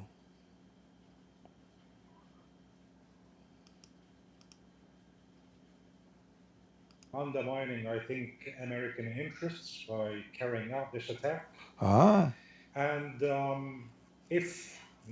when Iran does respond, one can only expect that the United States is going to assist in one way or another in defending Israel, as it did before in previous Iranian missions. Guess my you know what? Iran did attack Israel. There were Israeli army announcements assuring Israelis that its allies would provide Israel with an extra layer of military defense. We have not yet heard that. Oh, but now I can give you some breaking news. Apparently Iran have launched, let me just make sure what I'm telling you is correct. This is coming through right now. I can't tell if this is something specific about an Iranian launch that has been identified or just a general announcement, but the Israeli Home Front Command has just told Israelis that they should expect to hear air raid sirens. Yeah, I don't think Iran, they can launch anything, even though she is saying they already launched, but I don't think that's true. The Iranian now, they are under shock. Same time, as long as the Israeli are in control of the airspace, Iranian, they knew that the second they move, they're because those trucks, those are massive, huge, you know. Those are not small, tiny one. You have to take them from those basement, and I am sure that the Israeli are watching it. So I will not be surprised if the Israeli have drones, not only fire jet, flying over Iran. You know, those kind of drones who can fly non-stop for many days. So I am sure that the Israeli are monitoring every move in the ground, and I'm sure they knew where those missiles are hidden, and they were the warehouse, even if they are deep. Let us say they are so deep to hit them, but they can hit the entrance, they can hit the exit, which means they cannot really use it to launch. They will have their missiles down, but they cannot take it off. So speaking about Israel attacking or being attacked, it will happen maybe, but it's going to take some time. And if it happened, it's going to be happening either from Iraq or from Yemen. But right now, I don't think the Iranian they are capable of doing such a thing. Especially they see the only time they can do such an attack when they see the Israeli airplanes disappear from their space. And as long Netanyahu he mentioned that this is a operation will continue for coming days, even he said weeks. So this is not 2 hours hit and bye-bye. And then Iranian military, they will prepare the missiles and they will shoot. The Israeli present is not leaving the sky. And you can tell the Israeli, they are dominating the sky of Iran. With all they bought the S-400 from Russia, they bought many technology from Russia, from China, and until now they could not hit one airplane or drone of the Israeli. This is telling you that the Israeli really in total control of the Iranian space. This is why when they speak about retaliation, it can happen if the Israeli are monitoring some area and the Iranian they have a surprise of some weapon hidden in different area. But even that is going to be very funny to do, because if you do retaliation and your retaliation is so weak and so silly, then the Supreme Court promise is a joke and he will become a joke for his people. And I believe that the promise of severe retaliation is going to be a joke for the Iranian before the enemies, because they will laugh at this regime who keep talking about, we will teach Israel how to behave, we will show you what you can do, and then at the end of the day, they can do nothing.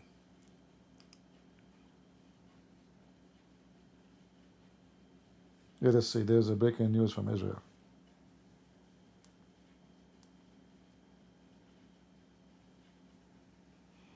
Let us see.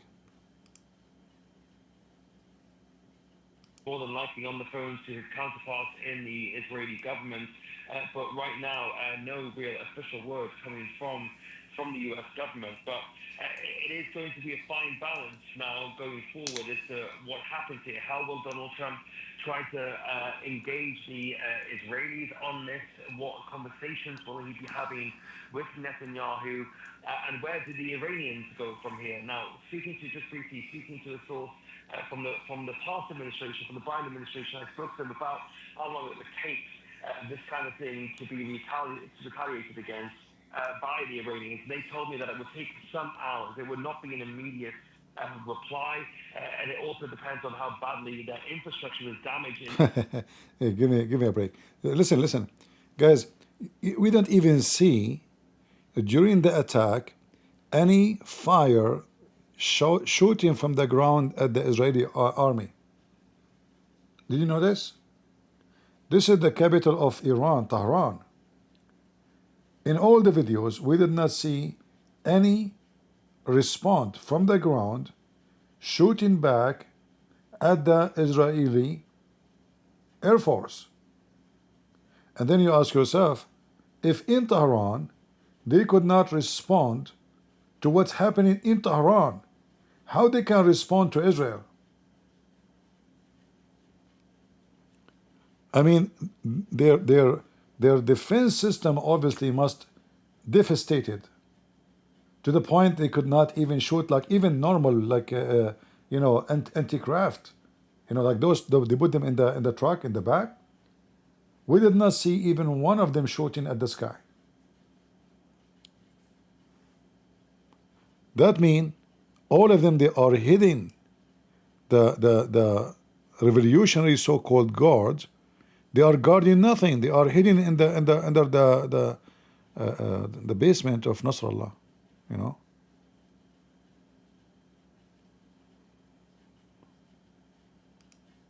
Yeah, I think we have obviously what's happening is exposing how weak this regime.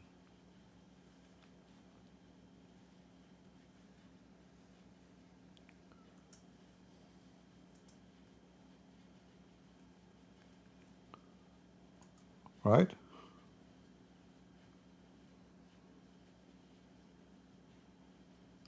We will take we will take commercial break. Hold on. Commercial break. Let us do this. So you can, learn a little bit about the music.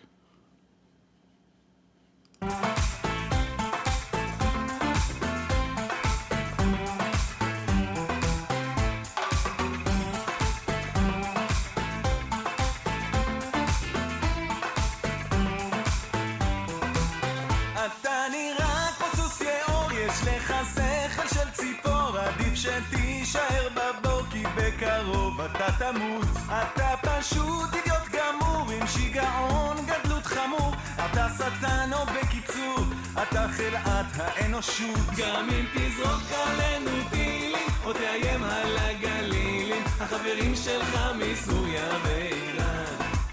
גם אם תפיל כנות קטיושות, תדע שאין כאן שום ייאושות, ויחד נתגבר על הצער. יאללה יא נסראללה. נדפוק אותך אינשאללה. אינשאללה. נחזיר אותך לאללה. Go back to Allah. Hezbollah. יאללה יא נסראללה. תלך Potato. נגזל כבר מלמעלה, שזה הסוף שלך. אתה עלוב, אתה קטן, אתה מזכיר אורנגוטן, יש לך קינים על הזקן, ובקרוב תעוף מכאן. אתה ג'וק מת, אתה בואש, אתה מתחיל להתייאש, צהל אותך רק מבקש כדי לשרוף אותך באש. גם אם תזרוק עלינו טילים או תאיים על הגלילים, החברים שלך מסוריה ואיראן. גם אם תפיל כנות קטיושות, תדע שאין כאן שום ייאושות, ויחד נתגבר על הצער. יאללה יא נסראללה, נדפוק אותך אינשאללה, נחזיר אותך לאללה עם כל החיזבאללה. יאללה יא נסראללה, תלך מפה יא זבאללה, נגזל כבר מלמעלה, שזה הסוף שלך. אז תקשיב טוב יא חיזבאלונצ'יק עלוב, ותהיה מוכן, כי בקרוב כל צה"ל, עם האפאצ'ים, ה-F-16, הספינות, הטילים, הטנקים, הקומנדו, צנחנים, גולני, גבעתי, כולם מגיעים אליך לביקור. אז תנשום כמה נשימות עמוקות ותהנה מהם, כי אלה הנשימות האחרונות שלך, יא כלב. יאללה יא נסראללה, נדפוק אותך אינשאללה, נחזיר אותך לאללה עם כל החיזבאללה. יאללה יא נסראללה, תלך מפה יא זבאללה, זה נצא כבר מלמעלה. יאללה יא נסראללה, נדפוק אותך אינשאללה, נחזיר אותך לאללה עם כל החיזבאללה. יאללה יא נסראללה, תלך מפה יא זבאללה, נגזל כבר מלמעלה, שזה הסוף שלך. All right, the end of a commercial break. Let us see what's going on. Hey Trump, how you doing? Hey Trump, are you blonde really by birth? I mean, these days everybody is blonde. You go to Asia, all women are blonde. You go to Africa, everybody is blonde. People ask me, what are you? I say I'm black, blonde, African American from Japan. But are you really blonde or this is fake? I mean, even your eyebrows are blonde. Okay, forget about my question now. We have something more serious. Do you have any news? Or you are talking to the same guy who keeps saying, Perhaps a chance that they will, do you think, maintain them and get these back channels that we talk about all the time going, so that they can try to work something out to mitigate this? You know, I think the back channels are. those two idiots, they put them in the TV and they don't know what to say. Do you think Donald Trump is going to use a toilet paper when he go to the bathroom, especially when he hears that the Supreme Leader possibly is dead? I think that Trump, he will not use toilet paper in this case because he have, this, like the thing, the water fountain under his butt. So he will wash it by the water because simply it's not worth it. He will not waste any toilet paper, especially the Democrat now. They are very, very angry from him, accusing him of waste toilet papers. I mean, if you listen to them, look how silly the conversation. They don't know what to say. They put them in TV. They want to cover the news, but there's no news coming. So do you think the Israeli, they will buy kimchi from Korea? I don't know. I am thinking that it might be buying pizza from Italy first. Why you think it's a pizza, not kimchi? Israeli are Middle Eastern, and therefore they like bread. So my analyze for the situation, after a study and deep study and thinking carefully and speaking to many philosophers around the world in Greece, I decide to say to you the truth. They will like pizza more. Wow. And the audience, they were like astonished. This is amazing analyze for the situation. A bunch of idiots. Let us go to the Aryan TV. Maybe we can hear some random babbling. Who is this guy? Americans were out. Now, I know we've moved on, that the regimes are even more desperate, genocidal now. Perhaps that won't be enough. Genocidal. We're at the point where Iran also needs to recall and remember the 8-year imposed war, the one that the Americans sponsored and backed and organized with Saddam, and the sacrifice of all those... Yeah, we sacrifice all. I mean, you sacrifice all the Shia in Syria. You sacrifice Hezbollah in Lebanon. You sacrifice everybody except yourself. You send them to die, and you are hiding behind your muta girls, General Staff of Armed Forces vows devastating, crushing, regrettable response. Devastating, crushing, regrettable response to Israel attack. All of this together? Are you sure? I mean, what happened? Even your TV is not working no more. What happened? Don't tell me the Israeli, they hit your TV station too. The circle of death. Round and round and round and round. This will remind me of my cousin. He liked to cheat always in the exam. So he came back from the exam and he was like moving his head like this circle, like in a circle. Like, why you are doing that, Abdul? What's wrong with you? Why you keep moving your head in a circle? He said, because I wrote all the answers on the fan when it was off. The fan was on front of me. But the teacher, when he came, he turned the fan on. So in order to read all the answers, I have to move my head with the fan like this circle so I can read the answers. Yes, General Staff of Armed Forces, move your head. Yeah, potato. I mean, come on, tell me something. Tell me something we can believe. You potato, you could not eat. The TV stopped. The TV stopped. That's their intention, because when you need your friends, this is the time that we should be seeing something. And I'll give you the example. Who is your friends? Who is your friend? China? Who's your friend? Putin? He will not dare to fart at Israel. When the air battles took off, it was Chinese technology combined with Pakistani Air Force. Potato, the Chinese technology, they even, don't you see? The Israeli, they just hit you, wipe the floor with you. Where is the Chinese technology? Aren't you the one who bought Russian technology and Chinese technology? Here we go. Don't you see when the Indian, they attack Pakistan, the Chinese air defense, big failure. Even their airplanes, they bought, I think, 10, 6 of them did not work. What Chinese technology? Just tell me something work, man. I mean, they are flying over you all over. Chinese technology. Let us go to French and those two guys. The same two guys still, or? In Syria with Hezbollah in Lebanon decimated, and now we have this attack on Iran. We can't forget the war in Gaza. In a sense, this takes the attention very temporarily, albeit, off the war in Gaza. Could that have been a factor in Netanyahu's reasons? It's hard to say what the factor is exactly. Listen to me. I will tell you the truth. It's hard to say what I cannot say, because if I say to you what I cannot say, and it's very hard to know what I can say, so therefore I prefer not to say to you anything about what you ask me to say. So therefore I can tell you that what you want me to say is unbelievable, and it's impossible to say it to you. So I cannot confirm to you anything about what I want to say, neither what you are saying.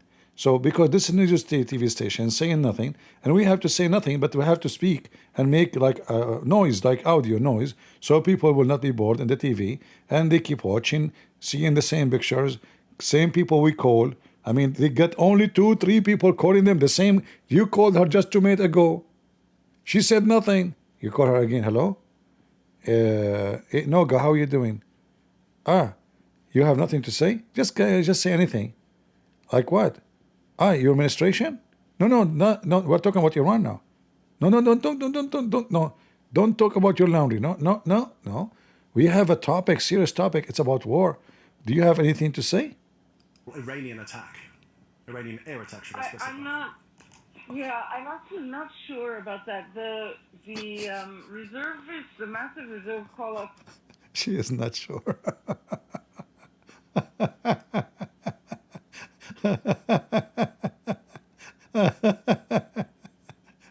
I mean, who put those people in the TV? You know, obviously, they got nothing to say.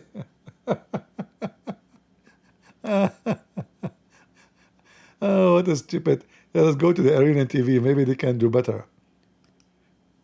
They have a new pictures. Look. They weren't going to attack, and also to make them think that a deal was on the horizons. I mean, your thoughts about that? Do I have Ali Riz with me still? Ali, are you there? Yes. Yes, yeah. Yes. Ali, he is not sure. He said, yes, I am. Yeah, yes. He was not sure. Hashish. Here we go. The circle of death. I mean, you don't even have an internet for your own professional TV station to defend you. Even your internet is not functioning. Hey, listen, government of Iran, are you using the neighbor Wi-Fi? Seriously. Are you? It's not working, though. Unbelievable. Qatar, for example, no troops were withdrawn from there. And I think that made many, and by the way, I'm one of them.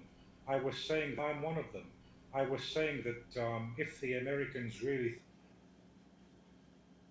Oh boy. Yeah, if the American is. Let us see if there's anything. I mean, this is your news is dead. There's no news. They have only one news about the attack, and that's it. What a potato.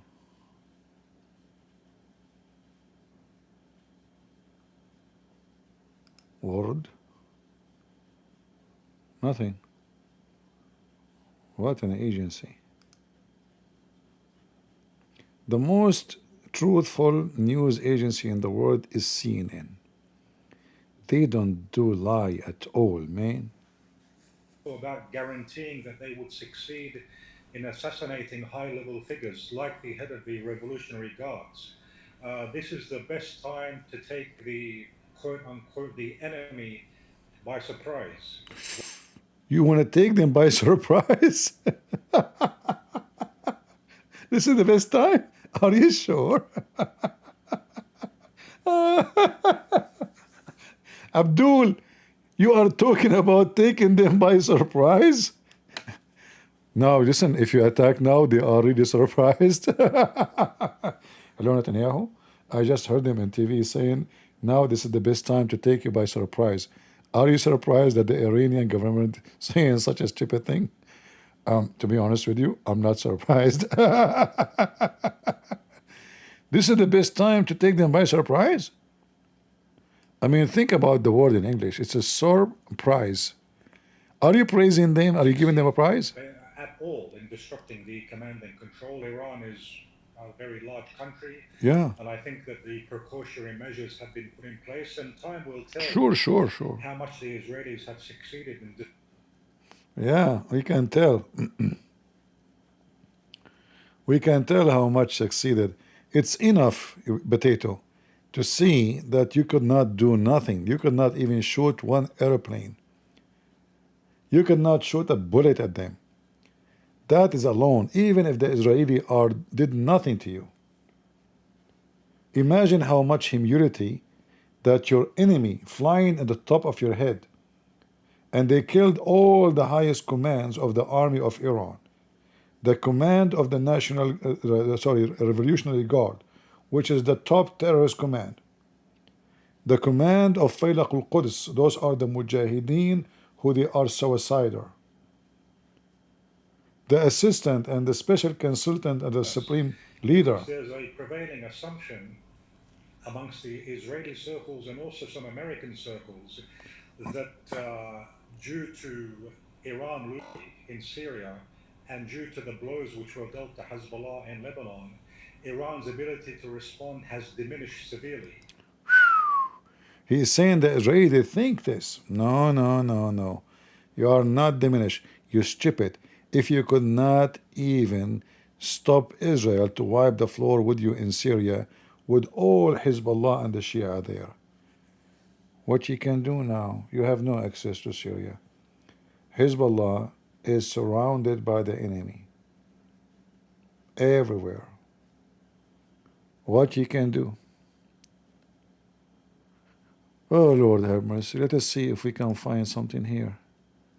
Those streams, two stupid people keep repeating the same thing. Has taken incredible planning, we imagine, and also it's incredibly bold. We've heard reports of drones over Tehran, so obviously taking the risk against the air defense systems there. And these nuclear sites we so often hear about, deep in underneath kilometers of rock, in order to actually hit some of these sites, as the IAEA, the International Atomic Energy Agency, has confirmed the Natanz site has been hit. It just shows how developed Israel is in terms of its prowess and planning. Yeah, well, very clearly. The question is, obviously, we don't know how much damage Natanz has actually sustained. What we know is that it's been hit. But as you say, yes, it's under kilometers of rock inside the mountain, so maybe, the damage is minor, but potentially there is damage, but there's potential, of course, nuclear leakage and fallout to come. That's obviously something which is very dangerous as well. But listen carefully. Properly, there is a damage, but it might be minor. However, it might be big, because it might be there is a leak. Because we don't know. Because simply we cannot understand what's happening right now. So specifically, we have to wait. So what the conversation is about? Just a bunch of silly people, man. Come on, put Kamala on the TV. She would do better. She will astonish everybody, like what has been burdened, what have been, something, potato, What the heck is this? This is the expert you brought him. It's possible. It's maybe. It's perhaps. Here we go. He called Noga again.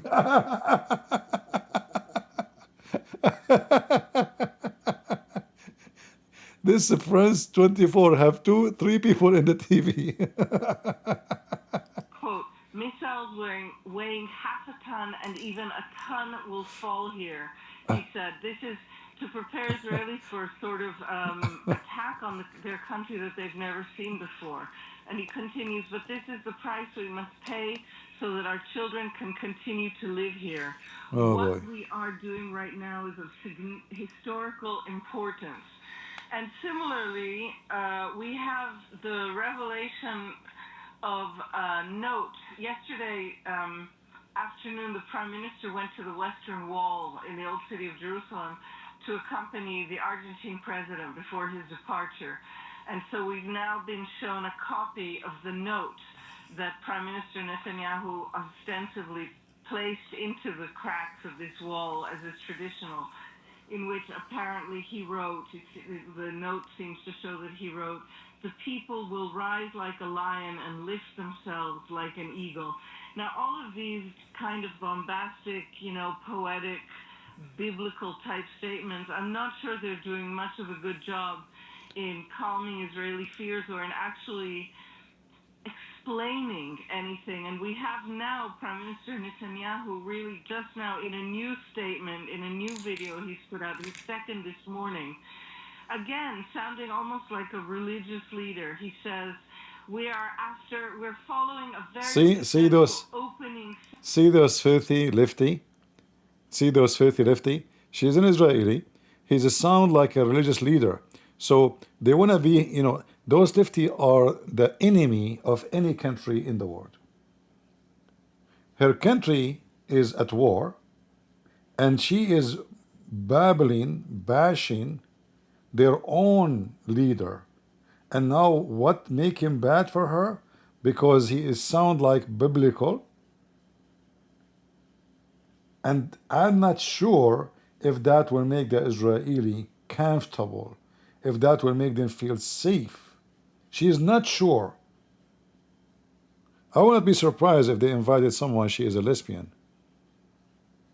This is France. The ones who insulted Jesus. You remember? Whoever will be in their TV, they have to be an antichrist. They have to be an anti-Israel. They have to be lefty. He have to be LGBTQ. He have to be open border. This is the garbage of a France 24. No surprise that they are calling her every 2 seconds. From all the Israeli, they choose someone to bash Israel. Piece of garbage. Buildings that were hit earlier this morning. It is 7:10 a.m. right here. Ayatollah Khamenei, Israel revealed its evil nature. More Tehran every by striking residential area. You see, the Iranian, they did not strike civilian at all. Only 90% of Syria is demolished. They never, Hezbollah was shelling Israel houses, but they don't target civilians. No, Hezbollah kidnapped many Christian priests. During the war in Lebanon, even Christian nuns, and they slaughter them, they assassinate them. Many Christians, they go to the airport, they never go homes because Hezbollah kidnapped them in the way when they are going home. And this filthy scumbag Shia terrorist organization, they claim that they are the ethic people in the world. The most filthy, trashy people ever. I want to see if I can get another source of news, but there's nothing really. I mean, the whole world is asleep. The whole world is asleep. Yeah, like even CNN is busy with destroying Los Angeles. They want to destroy Los Angeles, They support America. They love America. They want to destroy Los Angeles only. And Seattle and, the rest of. Let us see if we say Israel news.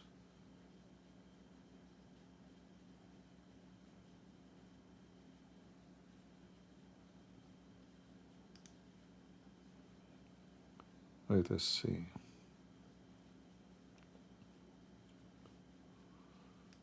All right, here we have Times for Israel.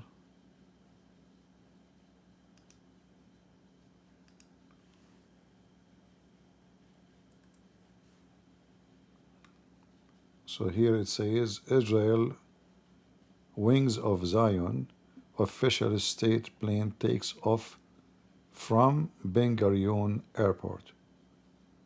Wings of Zion? What is this airplane? Anyone knows what is this airplane?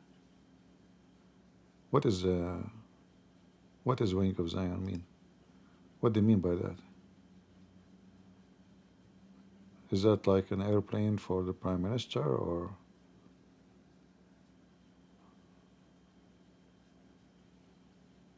I'm not sure what this have to do. Barrier to Iran, to drone attack.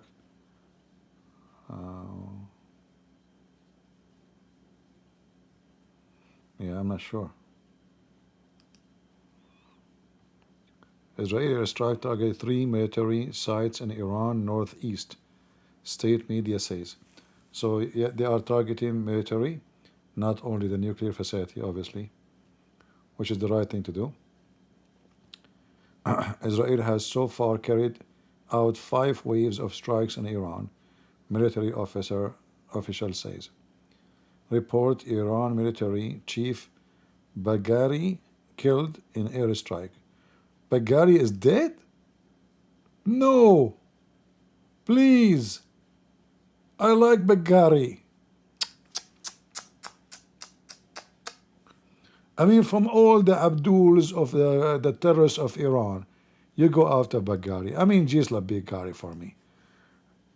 Why? Why you do that?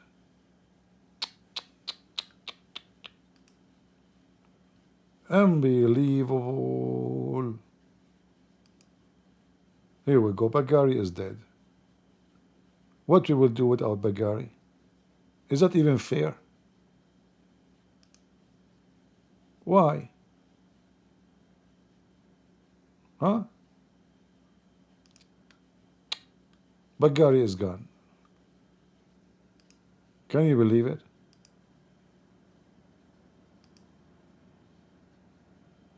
Any more news? Okay, there's nothing. Let us refresh the page. Yeah, there's nothing yet here. Iran state media, IRGC. Okay. Chief killed. Netanyahu says operation will continue as long as needed. Very, very good. If we don't act now, there will not be another generation. Report Mossad carried out sabotage. Operation IDF says heavy missiles attack could come soon. All right.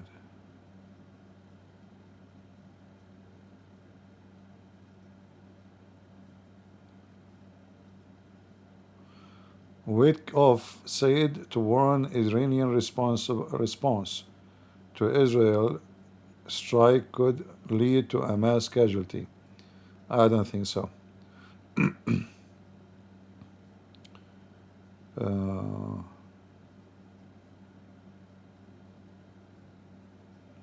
I mean, Trump is very funny.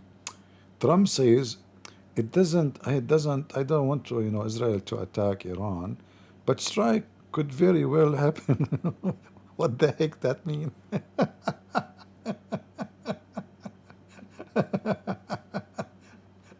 It's like somebody saying, leave Britney alone. Oh, okay. Oh.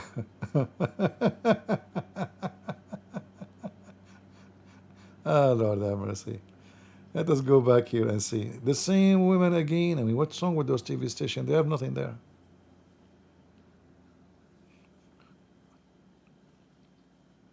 There's no more Israeli attack. Ayatollah Khamenei. Warren regime must expect severe punishment. Just potato. Watch your mouth. They can wipe the floor with you. They can nuke you. In fact, if the Iranian, they hit and they hurt Israel in a bad way, let us say the Israeli could not stop one of the missiles and they hit a very, let us say, and they killed like a big number of Israeli. That will be a very bad news to Iran. I advise you to send your missiles to fall down in empty locations. This is Kenya. Yeah, looks like things is bad in Kenya too. All right. We will see what will happen, later.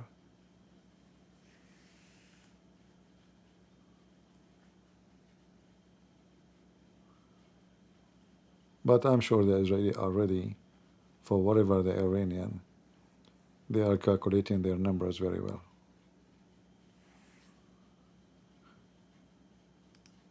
I wasn't expecting like Euronews to be closed from their life. Even BBC are not on. Isn't it weird?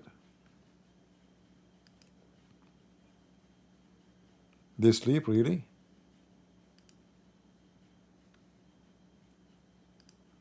They are. They a are. much fiercer They are. barrage of They are on. BBC is on. I checked them an hour ago. They were off.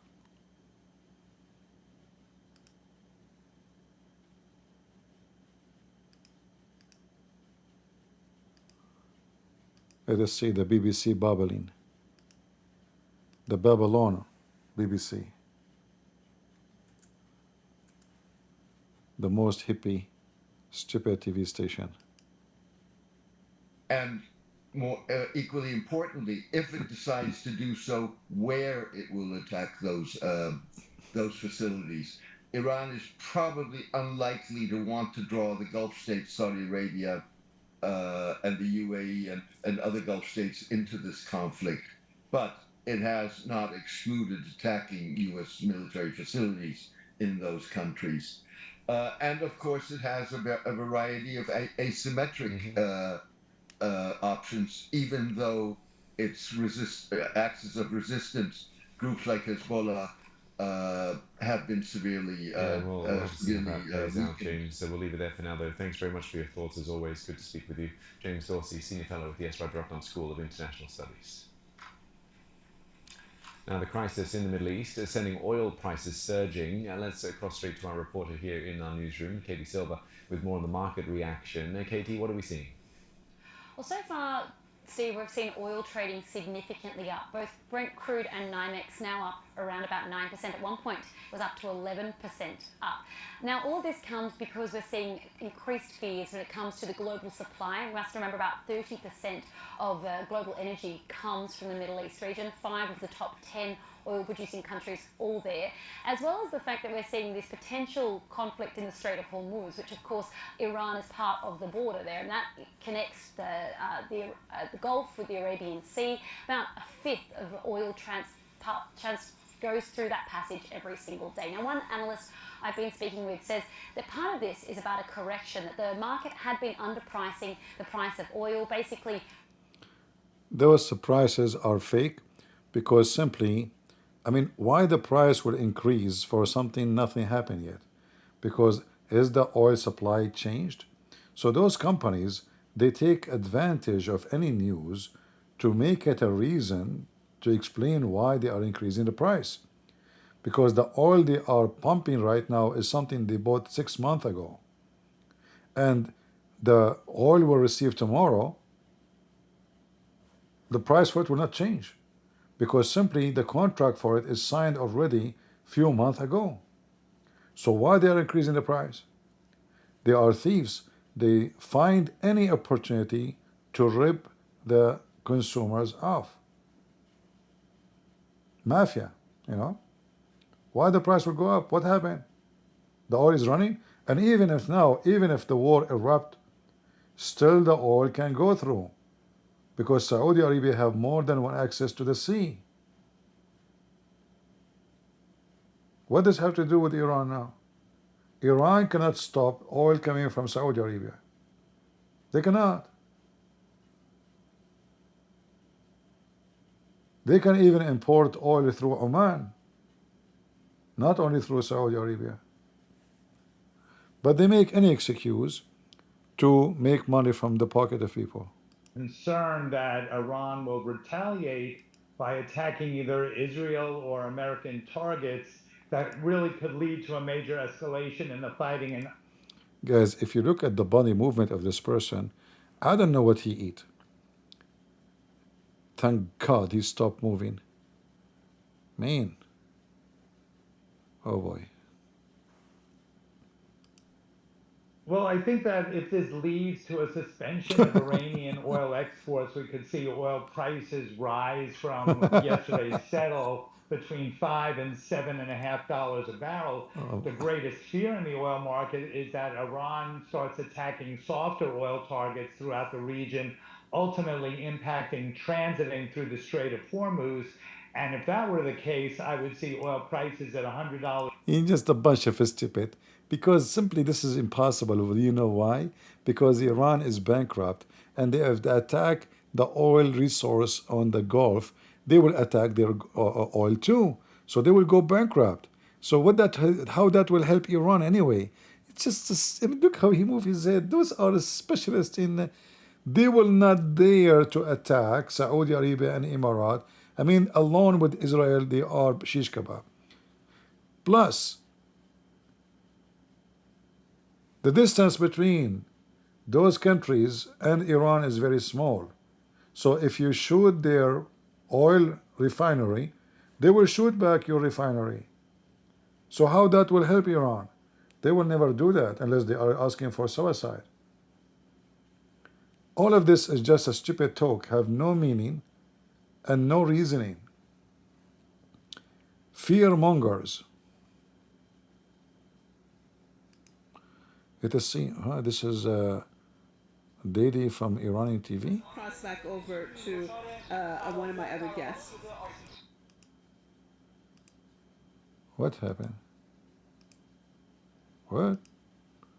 The Iranian TV stopped working. Oh boy. The holiday weekend, and people were preparing for actually a very big celebration that was planned in the Iranian capital for tomorrow, which is Eid al-Qadir. And of course, now with the tragic news, capital is now mourning, and the situation is just unacceptable and very chaotic. The first responders, like I said, are still busy trying to take things under control. So I'll be giving you some more information, Marzi, as soon as I receive more information myself. All right, thank you, Gisu. And of course, the whole country is in mourning for what has taken place. Their TV stopped working every 2 seconds. They are using the internet of the neighbors. Very topical. I in Africa? Okay, thank you. Our eye now in Iran. Hey, come on, Iran, fix the TV. Come on, we in love. Don't do that. Sana'a, we're talking about Beirut, and now we're talking about Tehran. Your thoughts this morning, Layla?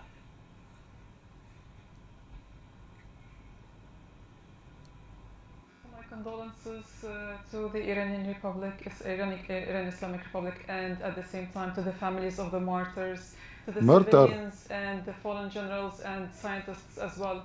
Yeah. We did not expect this to happen. It is a really sad and devastating images to wake up to at 3:30 in the morning in Beirut, and we had been following on what was happening, and we feel your sadness, we feel it, because we were part of this whole war for the past 20 months. Yeah. At the end of the day, we are dealing with the devil. It's not a devil. regular enemy. This is an enemy that's supported with by the international community. It has impunity in terms of committing war crimes, crimes against humanity, and at the same time targeting innocent civilians while they're sleeping. Looking at the whole situation, listen, the situation become complicated because they were sleeping. We, Hezbollah, we kill civilians when they are awake. See the difference? Those Israelis, they attack civilian who they are the head of the staff of the army general. He's a civilian. I mean, he was in his pajama. That make him civilian. The other general of the Al-Quds army, he was in his bikini. He was doing, drag queen. He was wearing a skirt of his wife. See the difference? Those Israeli, they kill civilians. We, Hezbollah, we don't kill civilians when they are asleep. We kill them when they are awake. We are not evil like those people. No way. Tell us more, tell us more. Morning, while they are basically being hit by the enemy that the Americans are giving a green light, the Americans are waiting for any mistake to happen to take part in it. They have already given enough justifications for this war. They push the IEA. They are not giving justification. You keep saying we want to eliminate you, we want to destroy you, we want to kill you all, and they did not give any justification.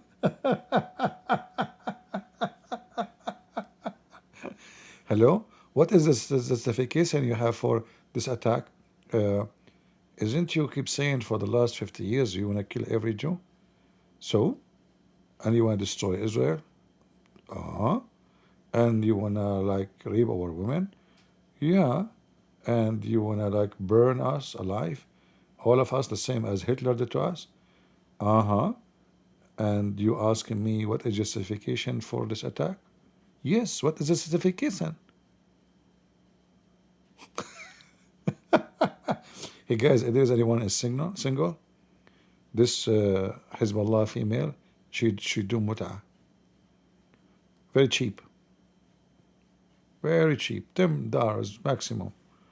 Don't forget to buy her a hamburger, like maybe a hijab. Back to the beginning of the Islamic Revolution, and of course Imam Khomeini talked specifically back then the reality of what we're dealing with, whether we're talking about the Israeli regime or the Western regimes and how they were complicit, of course, in the war. They call them regime. When they are the dictator, nobody elect them. This is the Israeli regime, really. But as I know, they are elected. Do you have anyone is elected there? Huh? Like who is elected? Regime. Allegedly, or whatever, Iran was supposed to be dealing with another round of these indirect talks on Sunday. Just shut up, stupid Abdullah. Go. What those people are saying. And military installations in Iran. The sites of the strikes have not been identified, but black smoke was reported rising over Iran's main nuclear enrichment facility at Natanz. There are reports also of strikes on residential buildings in secure compounds housing military officers. Yeah. Iranian state media is reporting that the head of the paramilitary Islamic Revolutionary Guard, General Hossein Salami, was killed in one of the strikes. Salami became Salami. Senior nuclear scientists. Here is Israeli Prime Minister Benjamin Netanyahu. Nous avons frappé au cœur du programme d'enrichissement nucléaire iranien. Nous avons frappé au cœur du programme iranien d'armement nucléaire. Nous avons ciblé les locaux d'enrichissement à Natanz. Potato. This is Francais or English. Isn't this is the English station of France? So why you are playing an audio in a French? Le pardon? Le idiot? Le mentor? Le French? Excuse me? Israel, but there's clearly a sense it was coming. Yeah, there was a sense it was coming because simply what we saw in the previous 48 hours is the US pulling out all its non-essential military personnel, the Brits also doing that, and indeed we did understand through what Donald Trump had been saying that he was not in favor of this strike, but he was clearly, passing the information that he knew something was potentially coming, something he could not prevent, because that was not what his decision. He made it quite clear publicly that he did not want to see these strikes take place. But yes, it was coming, and it's been in the making for months. If you actually look at what's been going on ever since the 7th. A bunch of idiots. This decision is taken last Monday. Last Monday, 3 days ago or 4 days ago, this decision was made to attack Iran. So already Trump and the Minister of Defense of USA, they already met with the Israeli, they studied the plan, they knew about it, and this is why they were evacuating everybody for the last few days. They announced it only when the last airplane they were leaving from the Middle East, which means the process of moving American soldiers or families, not soldiers, sorry, like civilians, who they are in Iraq or in the embassy, people who they are not necessary to be there, for easier protection, they moved them already, and this process was going at least for 2 weeks. Today they announce it because simply they want to give, let us say, a clear conclusion to Iran that we are going to negotiate with you tomorrow, which something will not happen, to deceive them, to make them believe that we have still negotiation, we are not done with you. So that will give them time to move all their civilians. Same time, that will give the Israeli the ability to act and surprise the Iranian, who they were thinking that this coming Sunday, still there is more negotiation. It was just a deception plan, war deception plan, done by America, USA, and Israel together. Trump, he knew that this is just a waste of time. He is keeping meeting them for the last almost 3 months, and they went nowhere. And the Iranian, they insist they want to get their uranium rich, no matter what kind of agreement they reach. So that gave him all the reasoning to let Israel do what they need to do. Israel keep asking him, we should do it now. We cannot wait. Trump, he insists he want to have a peaceful agreement. I'm so glad actually that Iran did not agree, because having Iran as a nuke country is extremely dangerous for the whole world, not only Israel. Those are mental people. I will not be surprised actually if they nuke even the Arab, their neighbors. They will do it. Why not?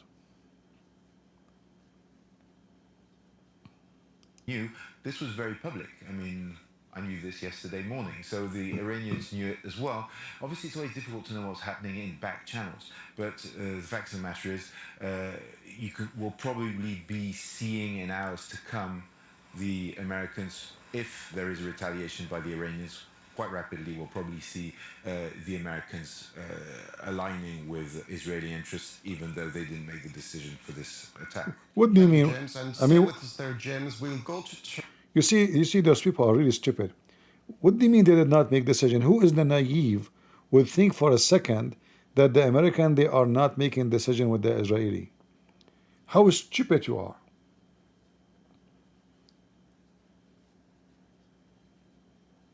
What those people are talking about? There's no way Israel, they went to attack and they are not in total agreement with USA. This is why the American, they were evacuating, because obviously them and the Israeli, they make a decision that go. If Israel, they knew America will not agree anyway and they decide to do it, they will not even inform the American, because then the American, they says, don't, we will not allow you. They will act like a teenage who, okay, I'm going to do it anyway. Why I want to tell him? Why I want to tell my dad? They say stupid things, Or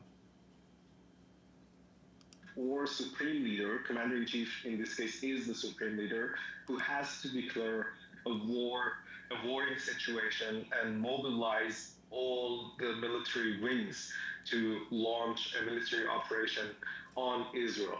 And all of the military wings statements are emphasizing the fact that Israel will be the blood of these commanders that were killed will be avenged by Israel. And let's face it, Iran actually suffered a very serious blow in terms of the commanders that it lost. And there are reports of high-ranking nuclear scientists being killed, but also particularly General Hossein Salami, the commander of the Islamic Revolutionary Guard. How significant a figure is General Salami? Salami is very important. He was the top IRGC official. He was a very significant commander in the IRGC. Give me a break. I mean, here's a Salami. I mean, if there's no Salami in Europe, people will go hungry. They will starve. So General Salami is very important. Can you imagine the Iranian government without Salami? It's like imagining an Italian pizza without pepperoni or hammeroni or Berlusconi, you know. So Salami is very important. I mean, his mom, she called him Salami for what? There must be a reason, good reason. You know, why your parents will call you Salami? Like imagine you are born and your mom, she called you hamburger. You know, it must be a good reason. We have to study what is behind this is all is you know, like intelligence information. Salami is very important figure, yeah. Well, figure he don't make decision, you idiot. The decision all is made by the so-called the supreme leader. All those are just a TV figure. They cannot make this. They cannot even fart. All the regime is based on one person. The one they call him the supreme leader. He is the one who hired the president. He is the one who fired him. He is the one who killed him. Who is the one who put him in jail? He is the one who hired judge. He is the one who destroy, who kill, who give a gift. He is this why they call him supreme leader. And then they say to you, Salami is very important person, you know. Yeah, Salami. He conducted with the attendance of the Iranian supreme leader. Ordinarily, these sessions are not conducted in the presence of an Iranian supreme leader. The last time I remember this session was held was when Iran wanted to plan its response over the killing of Ismail Haniyeh, Hamas's political chief in Tehran in August.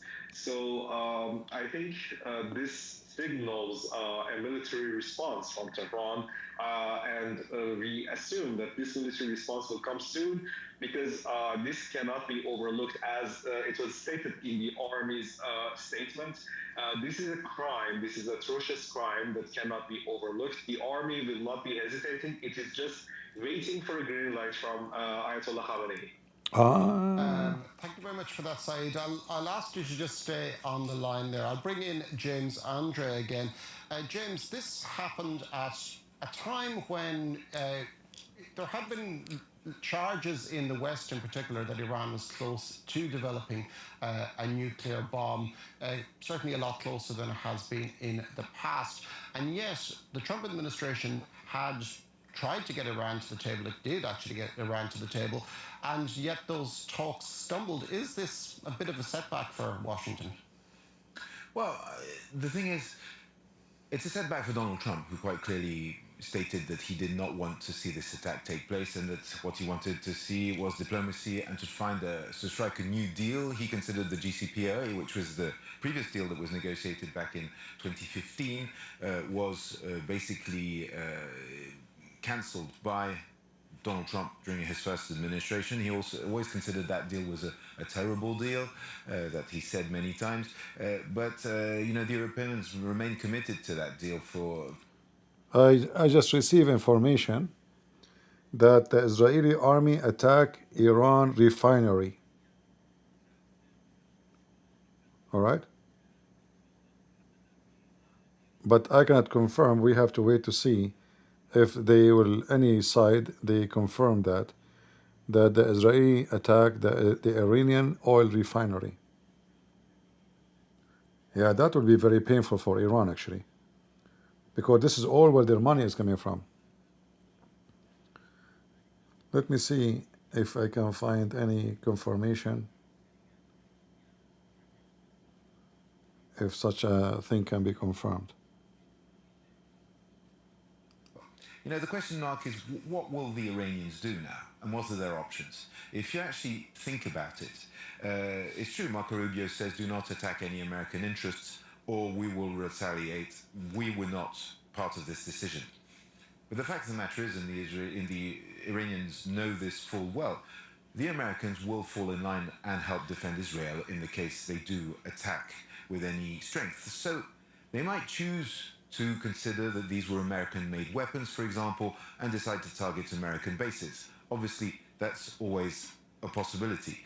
But what is more probable is that, you know, this first wave of attacks, and we have now, I think, 3 rounds of bombardments that have been taking place, have definitely degraded Iran's capabilities, because we've seen what the Israelis have been able to do over the past few months when it comes to Hezbollah, for example. The targeting of Hezbollah, and you know, I was covering that for France 24 at the time, was very impressive. You know, they hit all over the country. They managed to destroy most of the weapons depots. At the end of the day, you know, the CIA considered before the Israeli attacks on Hezbollah that Hezbollah had 150,000 missiles and rockets. At the end of the day, they were not able to retaliate in any meaningful way on Israeli soil, especially given Israel's very, very potent anti-missile systems. You know, the question is now, after the raids we've seen this morning, how much of Iran's arsenal is actually still operational? Their commands...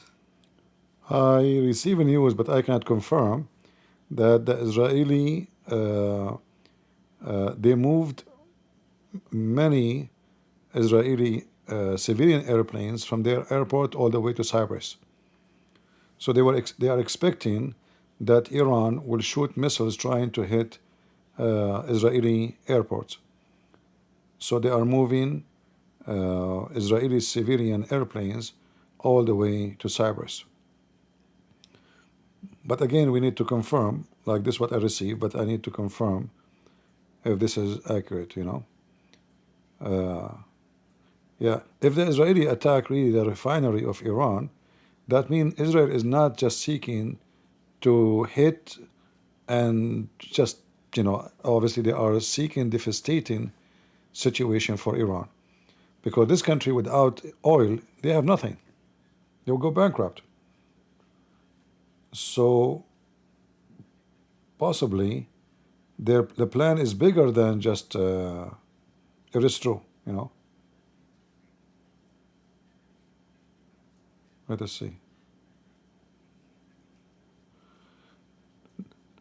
Netanyahu announced that based on the information he just received, it was a very good, successful attack as a start, but we are not over yet, you know.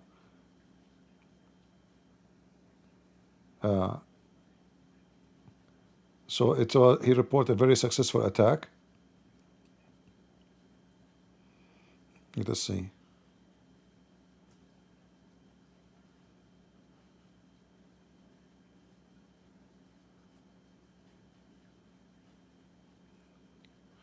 You see what Netanyahu is saying, that they were expecting even Iran might attack Israel before Israel attacked them. So this is why they have done this before it's too late. Very good, very good. With American President Donald Trump in the last few days and weeks, that Iran was the main subject. We had also heard about major conversations, some even pretty hot and heavy in the cabinet, about between the Israeli military echelon and the political one. I do want to just give one update. We do have a statement, the first statement by President Trump, since he was made aware, since these Israeli airstrikes began. Speaking to Fox News, he said, Iran cannot have a nuclear bomb, and we hope to see them returning to the negotiating table. As far as I know, the talks in Oman on Sunday are still on the schedule, the U.S.-Iran talks. We'll see, said Trump. There are some people in the leadership who won't return. This is clearly a commentary on the number of very top senior Iranian military officials and Iranian nuclear scientists that Israel managed to kill in the very first volleys of this strike. Can I just ask you, how does Israeli domestic politics factor in these strikes at this particular time? You know, in a way, that's the. All right. The news about attacking the refinery, we cannot confirm it yet. And for me, actually, I'm not expecting Israel to attack the refinery. Even the news, like the one I received, it says so. Uh, I think there is, if Israel attack the refinery, that means they don't want just to hit and finish the job about the, the nuclear, and that will open the door for Iran to hit refineries of others like Saudi Arabia, Emirat, Bahrain, even maybe Qatar. So I don't think Israel would do that, but we will see. But for me, I'm not convinced that Israel will attack the oil refinery, because that will open the door to create a chaos for oil resource for many countries. That is not including USA, because we do not need the Middle East oil, we do not need it. But that will cause a problem for countries like India, China, Europe, etc., but not for America. But we will see. But until now, I don't see any official news about such an attack. Just to confirm that. Let's continue. Take place without either U.S. okay or U.S. collaboration. But Netanyahu, for now, has managed to escape the specter of elections, and he remains extremely unpopular in Israel. It may be true that he was shaken in recent weeks by the possible vote coming up that could have toppled him from power, and I do believe that he thinks that this... See, those are the lefty, they keep bashing their own government. So now, he is not attacking Iran to save his people from possible attack. No, no, no. He was shaking because his party might lose control. I mean, look how stupid. This is why they keep calling this women. BBC, French TV, all the official European TV, excuse my language, are nothing but piece of shit.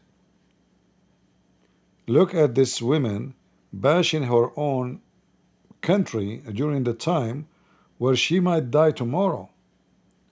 She's claiming that, I mean, shouldn't the Israeli, aren't you hit by tens of thousands of rockets and missiles from Iran already? So now Netanyahu is doing that for political reason?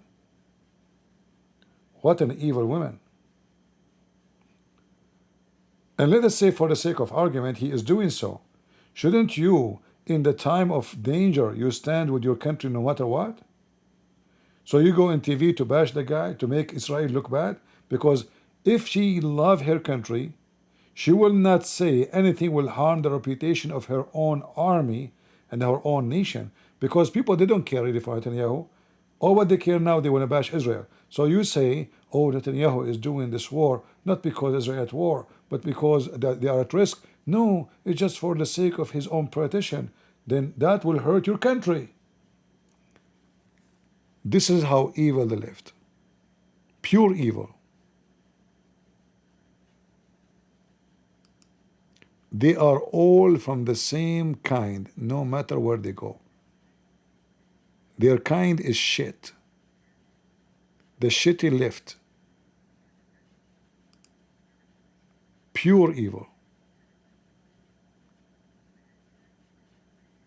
Ally to acknowledge that this strike was going to happen, but that once again the US was not involved in the strike, and he reiterated to this Middle East ally that the goal was still to get Iran back to the negotiating table. Remember, these talks are still ongoing in Muscat. This is going to be a significant end to these talks, which was meant to happen in the next couple of weeks. And we are also told that Steve Witkoff was going to be meeting with the Iranian foreign minister on on Sunday in Muscat. It's unclear whether that will still happen. I've reached out to a source at the State Department, and will be getting back to me as soon as they know more. But at the moment, Donald Trump will be talking this over with his national security team at 11 o'clock on Friday. That was meant to be a cabinet meeting. It's now turned to an NSC meeting. But Fox News is reporting that the president is still looking for that negotiation to continue. They also say that the president is looking to see if there will be a retaliation, and says that CENTCOM, that is the Central Command, which looks over all of that region for the US military. They say CENTCOM is on high alert, and the US is willing to defend itself and Israel if Iran does retaliate. Thank you, Fraser. I'll just ask you to stay with us there for a moment. We'll go back to Tehran to Saeed Azimi. Saeed, we're just getting news in that the chief of staff of the Iranian armed forces, Mohammad Bagheri, has been killed in one of those strikes. Bagheri is clearly a very, very senior figure in the Islamic Republic. Yes, he's Iran's top military official. He was Supreme Leader's trusted man in the military wing. And let me just explain one thing. Chief of General Staff of the Armed Forces is responsible to coordinate the military affairs between the IRGC and the army, because Iran has two military wings. So these two military wings are supervised by the Armed Forces of Iran. So Chief of Staff of the Armed Forces of Iran is the highest military position in Iran.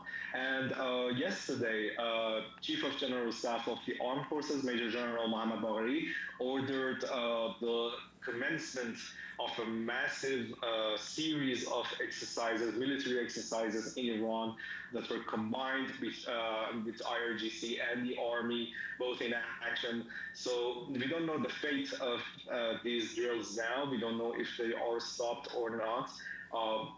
But he was a key figure, and some say that he was not just a military general, he was also a diplomat, and he was very influential even in some domestic issues, such as the hijab law, as they say that he was more of a lenient person than a hardliner. The foreign minister of Israel just announced that all what happened today is just started. This is just the beginning. This is not in any way, any mean, like it's done. We just started. Don't even count. All right? So this will take a few days, maybe more. We will see. He's gone straight on to saying that, well, maybe the talks can still happen. Do you think possibly they're scrambling a little bit here? No, to be honest, I mean, it's a surprising answer in a sense by Donald Trump, because indeed it is very muted, right? So he's still talking about these talks that are due on Sunday. The position, obviously, of the Americans is to say, right, this is not us. We did not want this strike. We are carrying on our path. And this could very well be something which is choreographed as well. Simply, if you look at the facts, what can Iran actually do now? I mean, chances are there will not be a massive barrage of missiles fired at Israel. Obviously, it could happen, but you can bet that at this stage, their military capacities are very crippled. What would be the outcome of a massive strike? That would be an even more massive retaliation of Israel and his allies, because once again, the Americans will definitely fall in line behind Israel and will come and help to defend its interests in the event of, I'd say, a very strong reaction by Iran. So Iran basically doesn't have many options here. And this is a situation we've already seen in the past. If you say what happened when Qasem Soleimani, for example, was killed. He was one of the top generals. This was back during the first Trump administration. Basically, Donald Trump ordered his assassination at an airport in Iraq. He just landed in Baghdad airport and his car was targeted by a missile. He was killed with the head of Shabi, which is one of the main Shia militias in the country. And basically, Iran vowed retaliation and said that there would be pain, etc. Very strong words. And then at the end of the day, they simply fired one missile at an airbase which is on the western border of Iraq, which is US run, which is called Ain al-Assad, that I actually visited during a report for France 24. I mean, it's a huge sprawling base. They called the Americans before, and they basically made a hole in one of the runways. That's as far as it went. Then, more recently, if you take what happened in October, the Iranians fired 180 missiles at Israel, basically just enough to saturate the anti-missile systems of the country, but not enough to actually make any significant damage. Basically, usually what the Iranians do, they want to save face, and they also exert a form of restraint, because they know full well that if they do go full on, maybe they will this time, but it would potentially be the end of the regime, or indeed, You know, those people that are speaking in TV, they are outdated about the Israeli Air Force defense. They have a new system is implemented already, which is using laser, which is cost way less than the previous systems. So now they have those systems. I think there's two systems using laser. They are made to stop attack of a massive drone attack, and that goes the same for missiles, you know. So the Israeli technology is highly powerful, and in the same time, the Iranians themselves, they knew that if they want to attack Israel, they should not attack Israel. To make it simple for you, the Iranian, in the front of their people, the regime, they will make themselves the same as they previously did, that you see, we retaliate, we are brave, we can do something. But in the same time, they will do their best not to do something really bad, because then they knew that the Israeli angry are not going to be the same as Israel now. Now, and they are not angry, and look what they did to you. So what about you made the bear injured? The bear will eat you alive, will rip you apart. So the Iranian, they knew their size. They knew they are limited. Like when I received news that the Israeli did attack the refinery, I did not really take this news as serious, because I think Israel will leave that part if something bad happened, because that will hurt Iran really bad. So they will not attack refinery, because that will not make Trump happy. That will not make many of their friends happy, because simply that will affect not only Iran, will affect many of their neighbors, especially Europe. They will not, or India. So Israel will not do that. That will be only happening if Israel decide to really destroy Iran. It's like, okay, you did this, let me show you. For now, they will be focusing only in hitting what is needed to be hit. Not to hit economy, but to hit military. And if Iran is stripped from their ability to hit by military, then targeting the economy later is so easy if they want.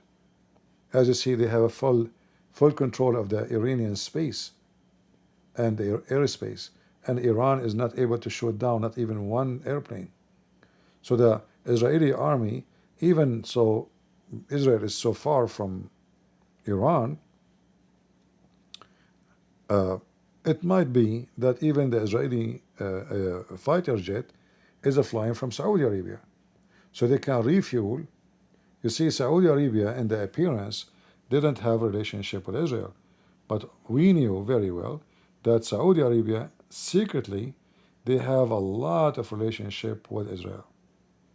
So I will not be surprised if the Saudis secretly, they are refueling, reloading all the ammunition, which means Israeli already they moved a lot of ammunition, possibly from the American warehouses in Saudi Arabia or Emirat, to a secret airport where the Israeli can load and shoot and come back so fast, because I don't know how long it takes for F-35 or 16 or whatever to fly all the way to Iran from Israel. But I don't think Israeli are using Israel airport to keep doing this. Will not be easy. It take time, it more risk. So it might be they are using maybe Azerbaijan airports. It's very highly possible. Or it might be they are using some secret airports in Saudi Arabia. Those news will not appear because the Saudi or even Azerbaijan will not dare to say we are the one who gave them airport, because that will make them in target with Iran, and they are neighbors to Iran. So they have to keep it secretly. But I don't think really Israel is flying all the way. I know they can do it. They can fly all the way from Israel, but that will be time consuming and maybe not too much practical, especially if they want to go for maybe 2 weeks, maybe 1 month war. You need your airplane to be around you, like in your country, not too far. So they can, instead of sending 300 jets in the sky to go and hit, they can use only 100, and they can use they can do the work of 300, because they can go shoot and load, reload so fast in less than 15 minutes. They go to Iran, like distance from Saudi Arabia to Iran by F-35, I don't think is going to be maybe 5 minutes, That will make it very easy. Like in 5 minutes, they go shoot, unload their weapon, their bombs, come back to Saudi Arabia, load again, and they are flying again. This preemptive strikes in Iran. The paper also says that Israel is preparing for retaliation from Iran, rocket and drone attacks. An interesting part here in the article was when Haaretz wrote that, of course, the US formally expressed its opposition to the attacks and its participation, but the paper says that it remains unclear whether the US offered to share any intelligence or aerial refueling capacity, an option that would allow the White House to assist, quote, while maintaining some sort of plausible deniability, writes the paper. Let's move to the Times of Israel that focuses on Mossad, which is, of course, Israel's national intelligence agency. It explains that it carried out covert sabotage operations against Iranian air defenses and missile facilities, plus other strikes, quote, at, quote, a number of locations across Iran. And are they saying why the attack was launched right now? So we have here a tweet by Jivka Klein, who is an editor at the Jerusalem Post. He quotes IDF chief of staff who said, "We launched the strike because the time had come. We reached the point of no return." And he adds, "History taught us when faced with threats to destroy us, we must never bow our heads." And we have here another analysis from the Jerusalem Post that tries to explain why Israel struck Iran. It says that Iran's ambitions are no longer hypothetical, and the danger is here, and the choice is either preemption or regret. The paper says that intelligence showed that Iran had enriched enough uranium to produce approximately 15 nuclear warheads and was actively conducting. Thank you very much for that, Elitsika Deva. Now we'll return to that story shortly, but media reports in India say that one of 2 black box recorders has been recovered from the Air India flight, which crashed shortly after takeoff from Ahmedabad on Thursday. Investigators will be trying to determine what caused the Boeing 7878 Dreamliner, which was due to fly to London Gatwick, to crash. Authorities say at least 265 bodies have been recovered, which include people from the medical staff accommodation which the plane struck. When it crashed, there was just one survivor among the passengers on board, a 40-year-old British national who'd been travelling with his brother. And Indian Prime Minister Narendra Modi has visited Ahmedabad today. For more on this story, I can go to our New Delhi correspondent, Navodita Kumari. Good morning, Navodita. Can you tell us the latest about this crash?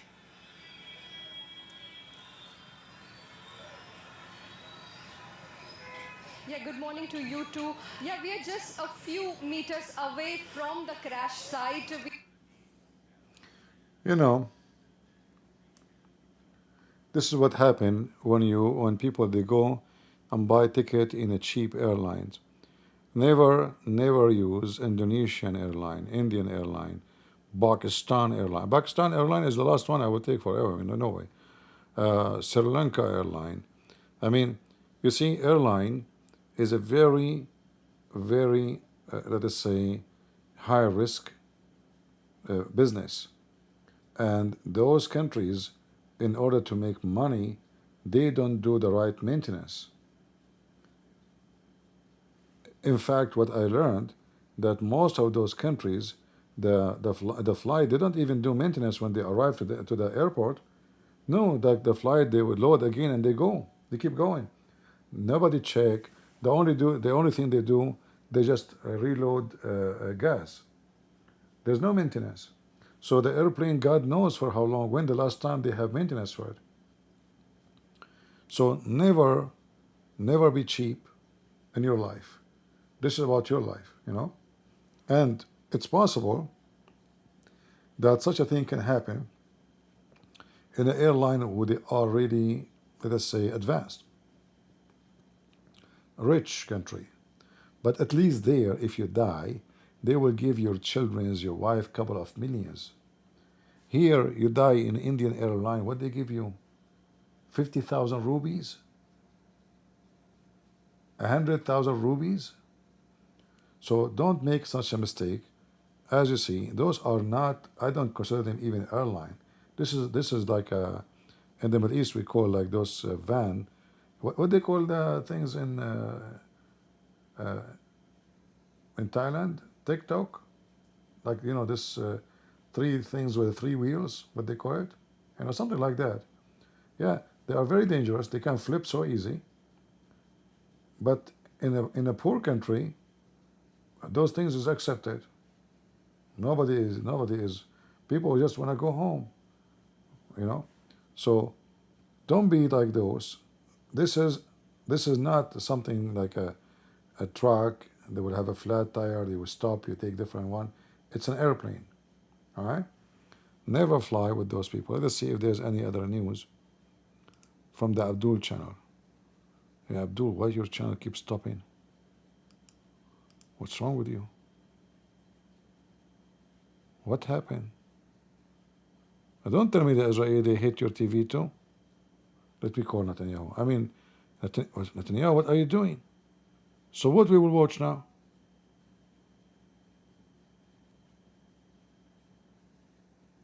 I think I'm going to fire Netanyahu.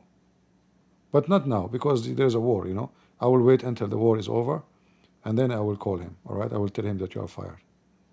Tribal, treacherous regimes, to also, for the sake of unity, and for also to pull them out of this quicksand that they're drowning in. The U.S., all they do is plunder the region. When Trump came down to the region, he went to MBS and he called him Johnny. He gave him a nickname called Johnny, and he told him to stand up. And then he clapped for him, telling him that he did a good job. What's the good job that he did? He acted like a dog. I don't want to use this kind of term, but he did act like a dog the way that he told him to stand up, and he stood up and he clapped and telling the people to clap for him as if He's talking about the Crown Prince of Saudi Arabia. He's calling him, the Iranian TV calling him a dog. And Trump, he called him Johnny. Hey, Johnny. Hey, Johnny. Johnny, stand, Johnny. Hey, guys, give him a clap. He's a good boy. Johnny, this is a Hezbollah member, is so upset because Johnny, or the Crown Prince of Saudi Arabia, he acted like a dog. All of you are dogs. Like, don't you see in Hezbollah now, you are acting like a rat, not even a dog. Like, where are you? The Israeli, they just hit you today in the morning. Let me show you in the news. Hold on. Johnny, huh? Potato, son of Muta. Okay, hold on.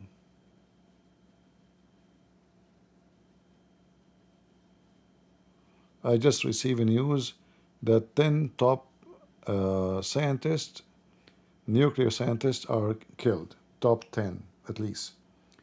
Let us see here.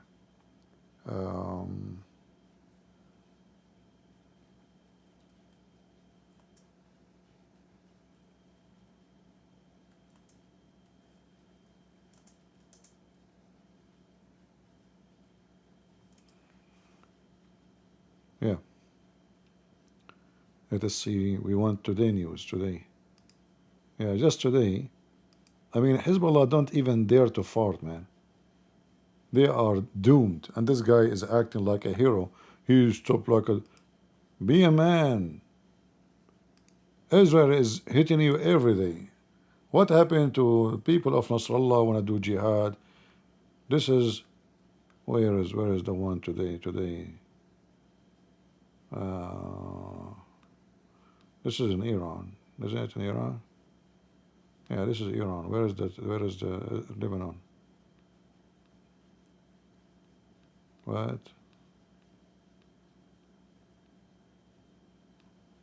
Okay, let me find it in Arabic, as long in English.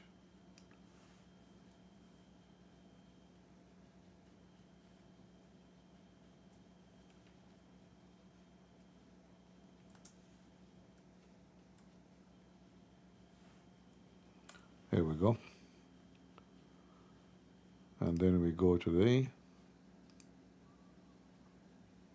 What?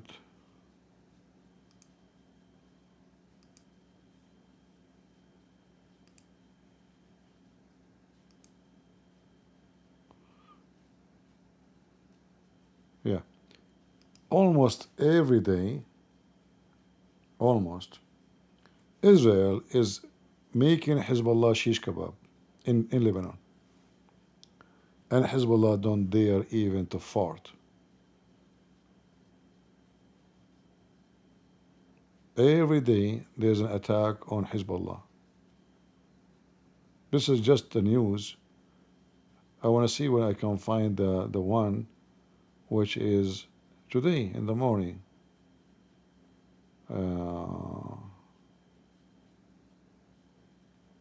Hold on. Anyway, I will find it for you. Yeah, potato cowards.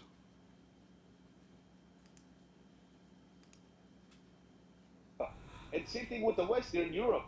But the thing is, they have a goal, and the goal is to divide and conquer us and control our resources and spread their immorality and and their corruption in our region. And they want to install all these puppets. Look what they did to Iraq. Look what they did to Afghanistan. Look what they did to Syria. Look what they did to Libya. All these countries that were involved in, they destroyed it. They either put corrupt leaders inside there that work for their... They destroy it, right? Not you.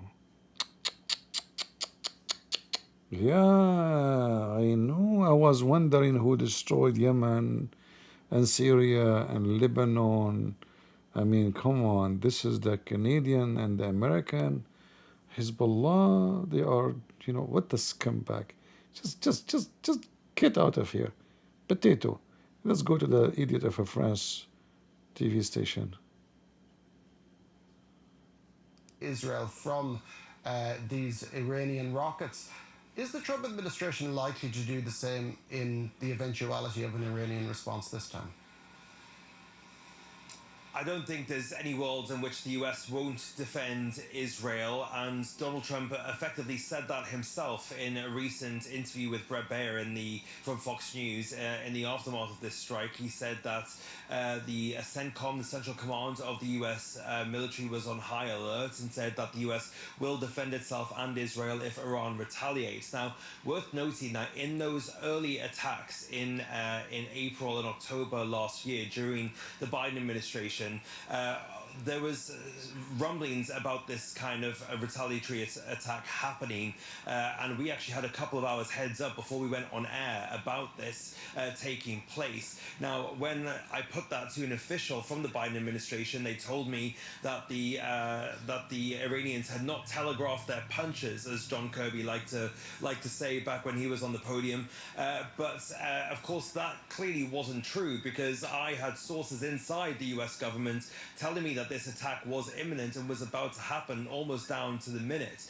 So there is a sense here that could be a very different state of affairs, though, going forward. Now, the first attacks, Iran launched a barrage of slow-moving drones, which took hours to get to Israel, as well as a few ballistic missiles. They were obviously very easily shot down, and it was seen as much more of a kind of show of force by the Iranians, just to kind of save face for their home population, as it were. The next round, the salvo of ballistic missiles that was then fired to overwhelm the Iron Dome, seemed like a much more earnest attempt, as it were, to inflict damage on Israel from the Iranians. But of course, there wasn't much damage that happened. And again, it was seen by some here in the United States that it was more of a kind of a flex from Iran rather than an actual attempt to really inflict damage. Now we wait to see whether Iran will respond with a significant response, i.e. a lot more ballistic missiles,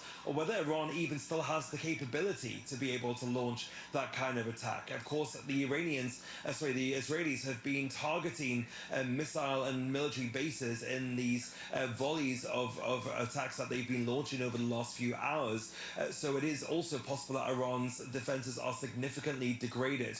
Now, the US will stand to defend Israel, but it will in particular stand to defend its own assets in the region. It has troops and air force bases and military bases more generally all over the region. Of course, the US has been worried about a retaliatory attack by Iran over the last 24 or so hours. That's why they evacuated the Baghdad embassy. They've also allowed various spouses of military officers and personnel to voluntarily evacuate from various military bases in the Middle East.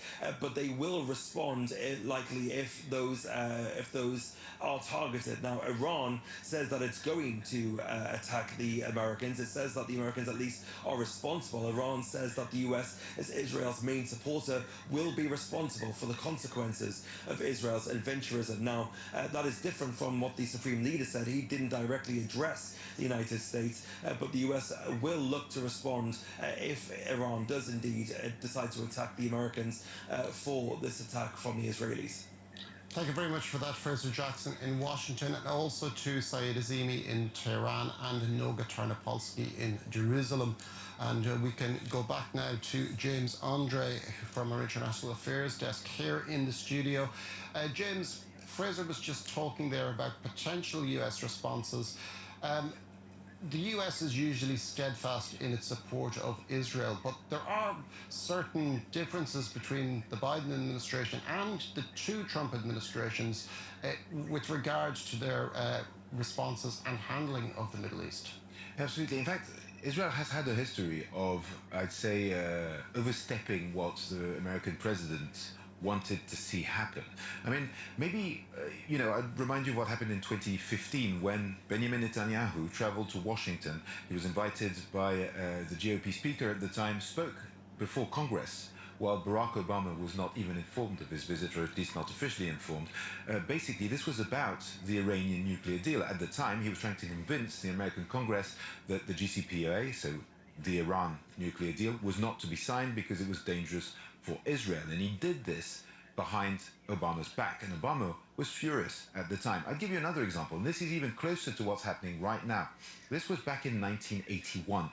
It was an operation conducted by the Israeli army called Operation Opera, and which is widely considered to be the first strike on a nuclear plant in history.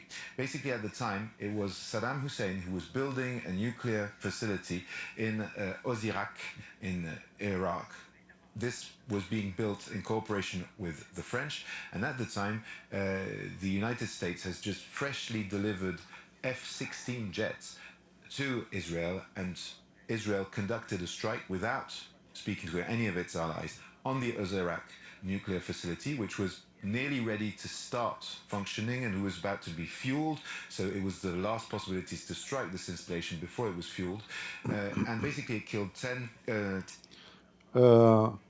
Somebody saying there's other channel they have more insight, but here's not live. My friend, I am connected right now to the ones who they can give you the most inside information right away from Israel. So I don't know who can give you insight, but I mean, what insight? All the news is what is published, and there's only two people that can confirm news, either from Israel or from Iran. Iran would never confirm anything unless it is there is no way to hide it. Like the chief general of the army, he is supposed to make a speech now because he is the chief general, so they cannot hide his death. So it's not people on YouTube who can give you information. The information is already there, either from Israel or from Iran. Iran, they don't give really real information. They can confirm about death of this someone or that one, but they will not confirm anything about what happened to their facility. They will say they hit it, but they will not say it's destroyed 50%. Usually they try to hide the damage, to make the enemy did not succeed in their mission. The Israeli, we can take what they say seriously because, Israel is a very more democratic society, and if the prime minister says something and later they discover something else, he will be in trouble. So we can take what the Israelis is saying way more serious, and I am receiving most of my news actually from Israel. All right. So I don't know what more insight you will receive. What do you think you will hear? There's nothing in the public right now. It's called more insight because simply neither party is revealing what they are doing. Netanyahu, he just said we will stay maybe even weeks attacking, but I don't think that will stay for weeks. It might be few days, maybe 5 days, maybe a week, because you see, if the Israelis are not using airport, which is close to Iran, that will be very, very tiring for the Israeli military. It's not easy to fly all the way from Israel all the way to Iran. That is a far distance. You need to refuel. You need, like, even if you refuel, what that will do? That will not be enough because you need to reload missiles, bombs, and most of those bombs they are using, they are going to be heavy duty. Like the missiles they use to kill a target like assassination purpose, those are small ones. They can burn, destroy an apartment. But when you talk about destroying nuclear facility built underground, multi floors down. So you can imagine the size of those bombs. So the airplane can carry maybe 2 bombs maximum. They cannot carry many. I'm assuming, like for sure if somebody expert, he can give us more insight about the airplane they are using. But long distance, far distance, fueling, refueling, reloading, weapon, and emission is not easy. Israel can do way better if they have an agreement with somebody, we do not know who, to use their land so they can fuel and they can load and attack again from a very close distance.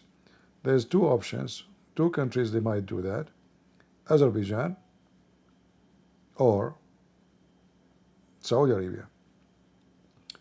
Azerbaijan, it is possibly not the good scenario because the Russian, they will be able to warn the Iranian about any movement happening in Azerbaijan. The Russian, they are monitoring Azerbaijan all the time because it's very close to their borders. So I am assuming that it's mostly Israel is not attacking from Israel. They are using Saudi secret airport. It's not from Israel. All right? I am assuming. We cannot confirm that. Those will be secret missions because the Saudi, they will never dare to say we are giving a ground, for operation for Israel. They don't dare to say that to the Arab because they don't, how they can justify it. And their own people. So if it's done, it's going to be secretly done. And if it is done, that will give Israel the opportunity to keep attacking for a long time, not only 1 day, 2 days, 3 days, even months, because the distance is very short. Airplanes, you do not need a lot of airplanes to be flying at the same time. They can do maintenance. They can do all the requirement to keep those airplanes functioning right. Remember, Israeli will never risk sending their airplanes all the way to Iran and then a maintenance failure and the airplane, the fighter jet fell down. That would be a disaster for the Israeli. So they have to have a team beside those airplanes in the ground in Iran for any kind of emergency to go and rescue any fighter jet fell down because of failure. You know, you never know. You know, if the Iranian could not hit it, well, you know, maintenance issue can happen. So I am thinking that most likely Saudi Arabia is providing kind of a ground for the Israeli army to attack Iran. Anyway, those things we will not know until time pass. Nobody will share those things, and even the Saudi, they will never dare to share it, because that will be against their own population, support, like supporting Israel, giving a ground airport. But you know that Saudi Arabia have a very secretive relationship with Israel. In fact, I guarantee you that every Saudi right now is dancing from happiness. Every citizen of Bahrain and the Emirat, but in the same time they will be very worried. You know, especially a country like Bahrain and Emirat, they are very close. If we open the map,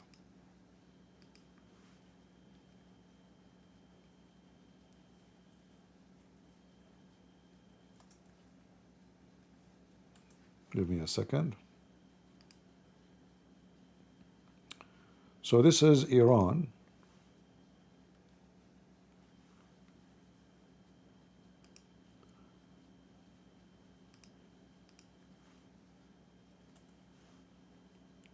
So if we look at the map here, look how Emirat is so close. Iran can invade Emirat so easy, so fast. I mean, it takes them only maybe 3 hours to be. In fact, already Iran, they invade one of an islands. It's supposedly owned by Emirat. It's called Abu Musa. They took it. Let me see where this island here. It's a small island. Where is Abu Musa? Abu Musa.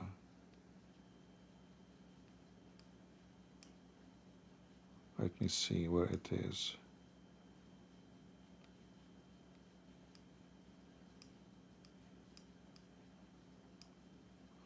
Let me search.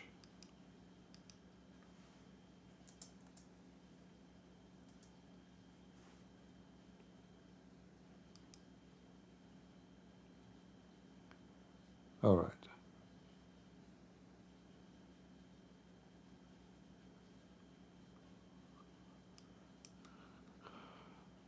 Yeah. So it should be here next to Qiwin Island. Let's see Qiwin. Where is Qiwin?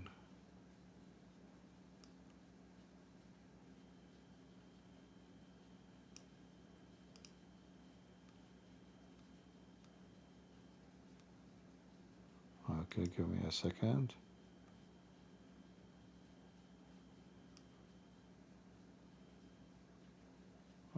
Qiwin. It should be here. I don't know why in this map it's not showing. It's too small. But anyway, the Iranian, let me see if I can use different map. So the Iranian, they invade and they capture this island already. See, this is the island, Abu Musa. Very close. You see the Dubai? This will be like maybe an hour by boat, you know, very close. By airplane, you cannot even count it.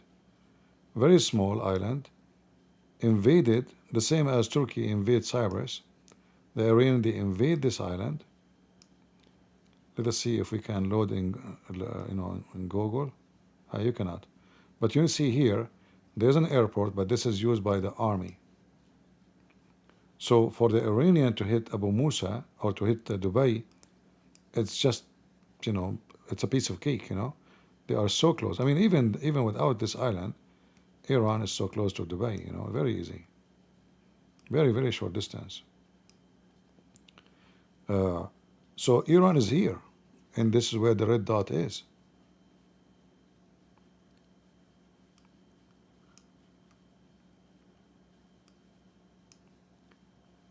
This is why when I received the news about Iran refinery attacked, I said this is not possible for now, at least in this stage of war, because Israel will use that only as a last resolution, not as an option to be a start, because that will make all European countries are angry.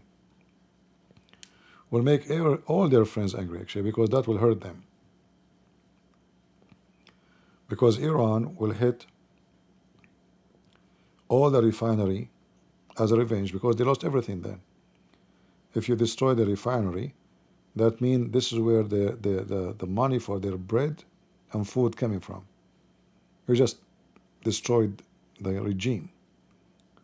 So Israel will use this weapon, let us say refinery attack, as a last resolution. So now, if Iran attack Israel and attack the Israeli gas field, which exists here in the front, in the front of Haifa and Tel Aviv all the way to Lebanon. So if Iran try to attack those fields, then Israel will attack the refinery. So they have to keep a balance, like don't force me to attack your refinery, stay away from my oil business. At the same time, Iran have a lot of difficulty in their attack. So look at this distance. It's a massive distance. So if Iran want to hit, they have to hit from here. They can't hit from Iraq. They have to be hit from here. And this is at least, I don't know, like a distance, how much, but maybe, let us see, this will be more than 1,000, maybe 2,000 mile, something like that. You can measure it. So if they want to attack, their missiles have to fly long journey, I think at least 45 minutes, before they can arrive to Israel. And that make Israel have a lot of time to prepare for it. Even I will not be surprised if the Israelis start shooting down those missiles in the middle of Iraq. It's possible they wait for them until they arrive. Like what I noticed about the Israeli army, because they have a very high sophisticated system of air defense, the system itself calculate where this missile will hit. So if the missile is going to hit empty ground, they don't shoot at it. They let it go. Why wouldn't I take it down? Just let it go. Because all those missiles are not smart. They are like simply, old style rocket, like you shoot it and that's it. You have no control of it. When you shoot, you decide the destination, and most of those rockets are very old technology. Their target is not accurate. This is why they always miss. They miss by kilometers, not only by meters. And in the top of that, the Israeli can sabotage all the GPS or any kind of guide, for those missiles can possible to be work with them. So the Israeli have many advantage. The Iranian don't have it. Iranian don't have airplane can go and attack Israel. Their air forces is very cave time, very cave time. Like if you remember the president of Iran, just last year he was killed because they are using American helicopter, American airplane made. I think they have it since the time of the Shah, the previous king of Iran. So they are very behind in everything. So Israel are way more comfortable in taking retaliation, but Iran, they are nothing. As you see, the Israeli attacking non-stop, and until now they could not shoot even the wing of an airplane. There's no report. Even the Iranian themselves, they are going so silent about how come the Israeli they can, dominate the airspace? What happened to all the weapon of Iran? You see, they make a show every year of thousands of missiles or rocket and air defense.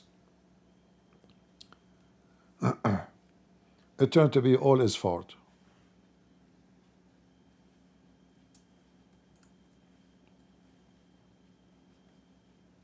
Big army, but zero quality. As simple as that.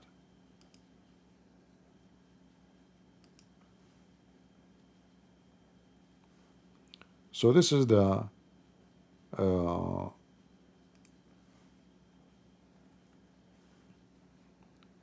leader of the Revolutionary Guard who was killed today.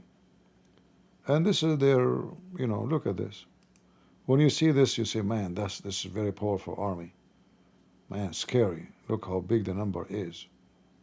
Tens of thousands, All they are going to do jihad.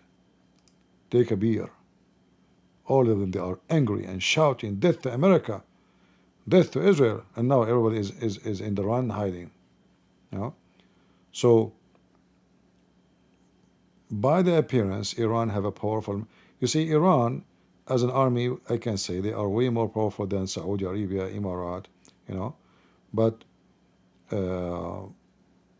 we cannot compare. We cannot compare. Not with Israel.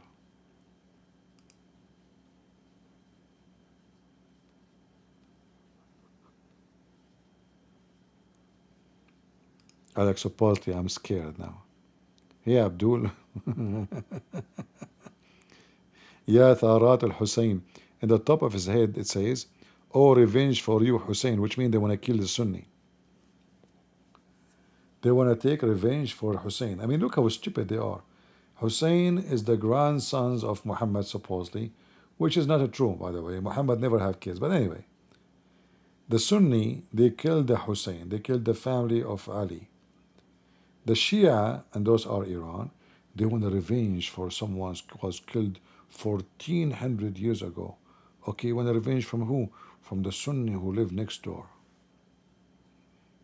This is how mentally sick they are. All right? And then when the war happened, you will see that this is a farting army. They do a lot of show, like, this is a defense system. Allahu Akbar. Okay, where is your defense system?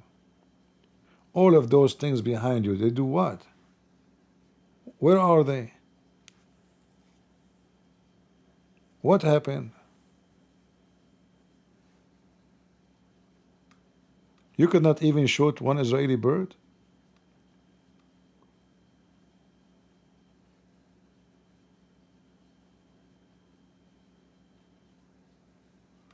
So it's a showtime army to intimidate their own citizen and maybe the Arab neighbors. But when it's come to war, they have no quality of any war army. It's just a showtime. It's like Hamas when they wear this mask and they act like they are heroes. The second the Israeli they come to them, everybody is a rat under the sewage.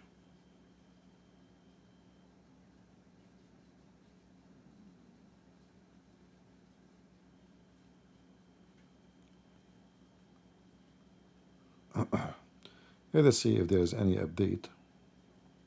Here we go, Noga again. Iran launches about 100 drone. Hey, how stupid. I mean, look at this. Look. Or missiles, it's on its way, but it's quite a distance. And so there's a period of an hour or even a little more in which you're basically a sitting duck. You're waiting to see the streaks through the sky. You're waiting to hear the anti-missile batteries, the interceptions in the sky above you. He keep whining, he's stupid to him and lefty. So they are saying, look, guys, you see? So they are launching 100 drone toward Israel. But look how silly the Iranian attack is. It will take them maybe hours because those are not missiles. before they can arrive. So the Israeli now, they are, okay, 1, 2, 3, 4, let us count how long is going to be here. We are waiting. So this is why they will not be able to do anything. In such a retaliation, you should shoot like hypersonic missiles, super fast. Not something will take hours to arrive, but that's telling you how badly they are damaged. So the Israeli are monitoring, and I think they are launching drone because they cannot launch missiles. And maybe later they will be able, we will see. But it is a silly response. Very, very weak response. But again, this woman, she keep whining about, look what will happen now. Look what Netanyahu did. We know he is trying to save his party. What a scumbag woman. I mean, the lefty, those liberals, they make me sick. Imagine you marry a woman like this. You have someone like this in your house. Man, that is very, very bad news.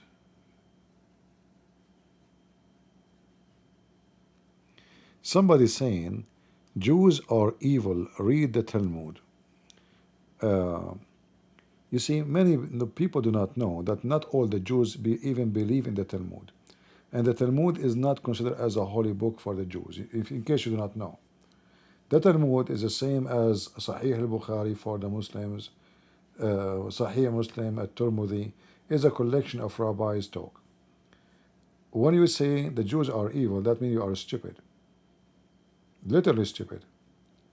Because the Jews you are talking about is the one who brought the gospel of Jesus to you. The Jews. Who's Peter? Who's Paul? Who's Mary? Who's Joseph? All the names which you praise them, in your belief, they are Jews. So don't be silly and say all the Jews are evil. A person who says such a statement, he is mentally stupid and he is uneducated. All the world reject Jesus except the Christians. So why you don't say all of them they are evil? Read the Talmud. What about you say read the Quran? All the Muslims they make fun of Jesus. Why you don't say all the Muslims are evil then? All the Buddhists they reject Jesus. They do not need Talmud. So silly talk. And here you see the hypocrisy of some, they call themselves Christians. When they speak about Jesus, says Jesus loves everybody. Jesus come to save the world. The second you say Jews, they say Jews are evil.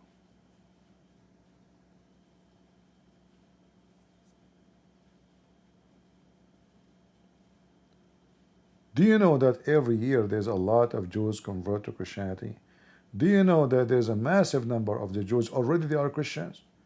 This is why the nation of Israel is still small. Because the majority of the Jews already are Christians. They are Jews and they are Christians.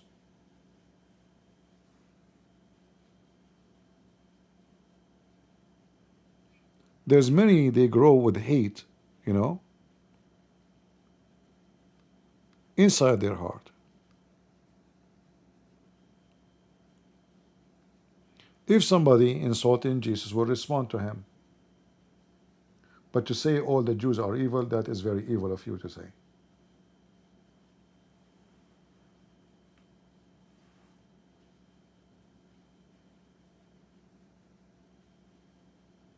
Don't you know that Paul is a Jew? Even if when he accepts Jesus, he's still a Jew.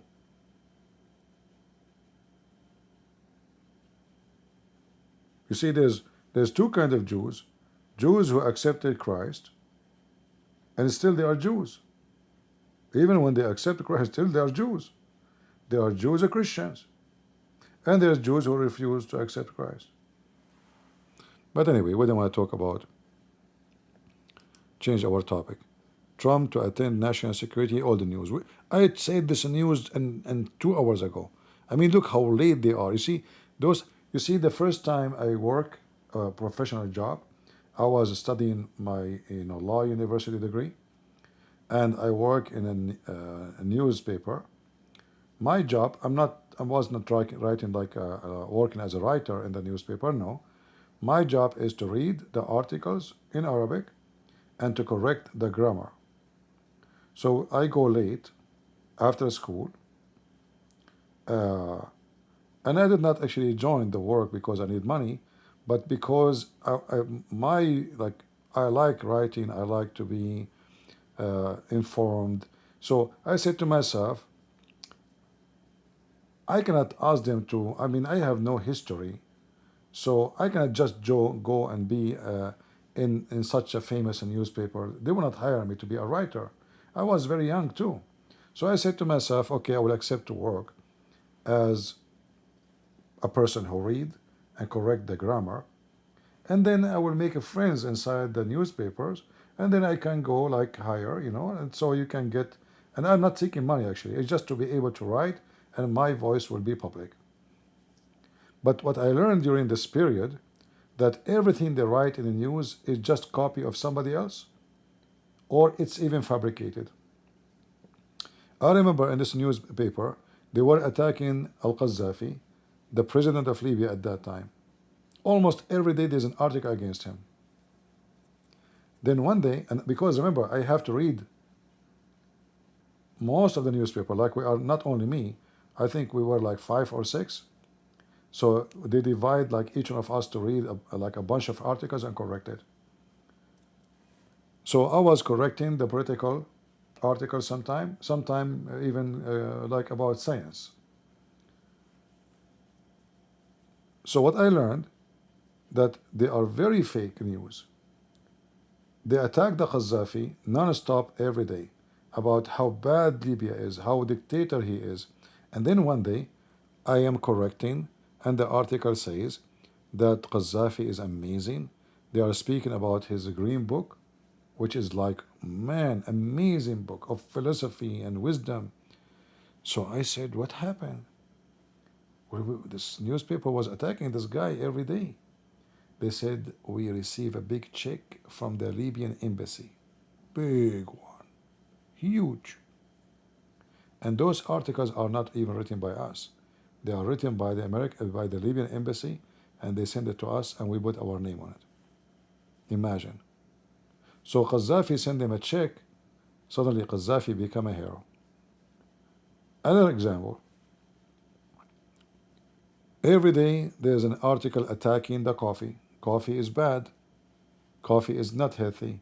Coffee can use your blood pressure, can cause heart attack, can cause adrenaline, blah, blah, blah, blah, all kind of stories. And they put there in the articles names of Japanese names like Shukumaku, potato, tomato, Yahoo, Suzuki, like nobody knows those names. But anyway, just make it Japanese. And then suddenly, they start saying the other articles a month after, they start saying the opposite. So the first month it was coffee is bad, tea is good. You should drink tea. It's more healthy, the benefit of a black tea, the health side of black tea, the bad about coffee. It turned to be that the coffee companies, they contacted them and they said, how much you want to stop attacking coffee? Speak good about coffee. So this is a very famous newspaper, very well known, big name. And then I said to myself, I thought I was dreaming to work there, I was dreaming to be part of the team. And then I noticed that this is nothing but a scam. They have nothing to do with the news. They have nothing to do with anything is real. They are using their public, at that time there's no, YouTube and TikTok, and this is the only way you can speak to the crowd: TV, radio, and newspaper. And at that time, everybody buy a newspaper, not like now. Nobody today. Who buy a newspaper? Nobody. So I learned that what they do have nothing to do with dignity or journalism. It is vandalism. It is a big scam. And then I decided to stay away from it, I said, this is not for me. I'm not going to praise Al-Qaddafi one day and then attack the Qaddafi second day, just because he paid me a check or he did not pay me a check. Very, very, and this is, by the way, goes everywhere, not only in the Middle East. All those you see, CNN, all is a propaganda, and they are doing business. Nothing about it is about journalism. It's just a pure business, an agenda of money. All right? Senior guard, commander, nuclear scientist killed in attack. All right, let's see if there's any update. Very much, James Andre. And joining us again for the press reaction to these Israeli strikes on Iran is Elitza Gadeva. And Elitza, let's take a look at the international reactions first. Actually, I want to take a look at Iranian press first. Okay. So let's go to Press TV, which is an Iranian state-owned media in English. And as we can see, it's starting to confirm that the leaders have been killed. It says senior IRGC commanders, including General Salami, martyred in Israel attack. This confirms media reports by the Israeli press.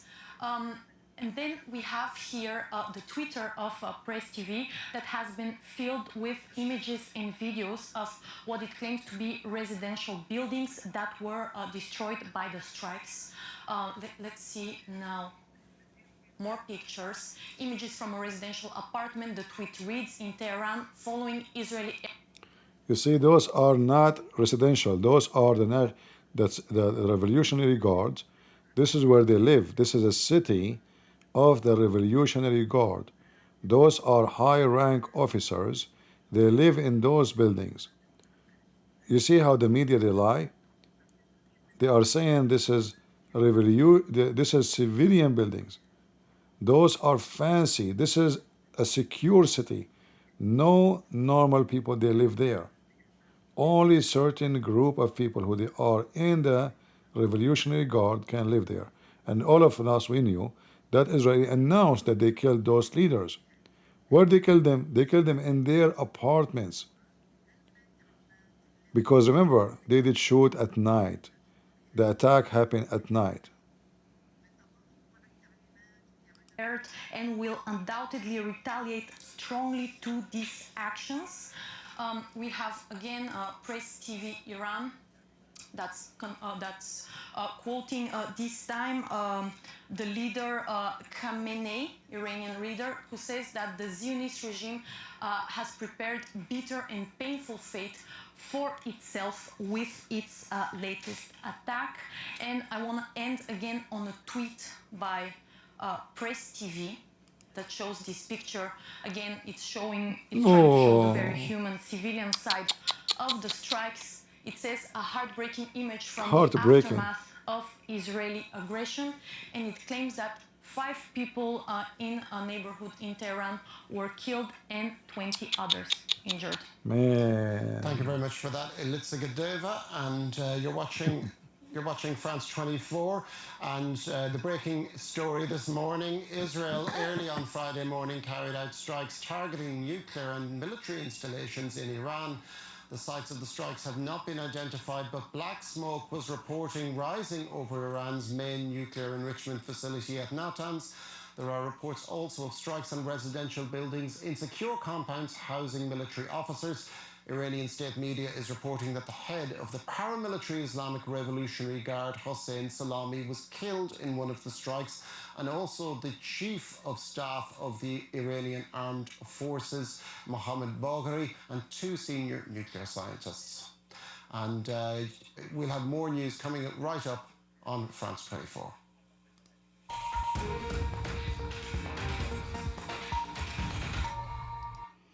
All right. In Israel, they are saying that those drones are going to take a couple of hours before they arrive to Israel. Yeah. And I'm sure they will hunt them down long before they arrive to Israel. I mean, maybe they will enter Israel, but they will be able to hunt them down before they can reach into cities. I hope so. 200 planes dropped 330 Okay. Well, we will see. Abdul learning Quran. Pakistan. Yeah, you know, I think here they are talking about Pakistan and kids. If he is severely punished, all the madrasas will be afraid of abusing a child. Pakistan, broken innocence, an investigation into sexual violence in the madrasas. Watch our special documentary on France 24 and France24.com. Thousands of children in Pakistan being raped Yet powerful. by the sheikh, you know. Thousands of children of the Islamic madrasa, which is madrasa means school in Arabic, they are being raped by the sheikhs and the mullahs of Pakistan, and nobody there to talk about it. So it looked like they make a documentary about those thousands of children. We don't know how the number, 10,000, 100,000, nobody knows. All the children, mostly those who join Islamic school, they are being raped, molested, used and abused. All right. Let us see the Iranian TV station. The live stream is either down or ended. Potato. Come on, fix it. The older woman who was building, and there was no way for her to leave the building, but that was the last person that the firefighters eventually were able to rescue from this building. Right, thank you, Gisa, for the update. But let us get back into the studio and talk to Mayam Azache, my colleague from the newsroom here. Mayam, can you tell us, of course, the mediator, the Omani foreign minister, said that the talks thrown into doubt. What do you think? Government says Iran will write the end game.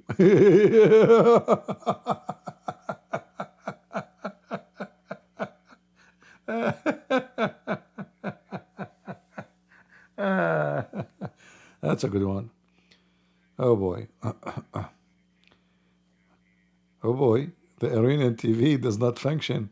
Is that an Israeli airplane here is hitting the TV? Error code 230001. Is that a kimchi number? Iranian TV, even your TV doesn't work. What's wrong with you? Potato. We have to keep refreshing, clicking, nothing work. So guys, we have to wait for a couple of hours before the drones arrive to Israel. So all of us, we are required to pray for the safety of Israel, the safety of the people of Israel, no matter what their belief is. We pray for the Christians, for the Jews. We pray even for Muslims who live in Israel to be safe and not to be harmed. And we pray that God will give victory to Israel against this evil, filthy enemy who is satanic, driven and motivated by their hatred. So, pray for good, and we hope good will come. DJ saying, don't lie.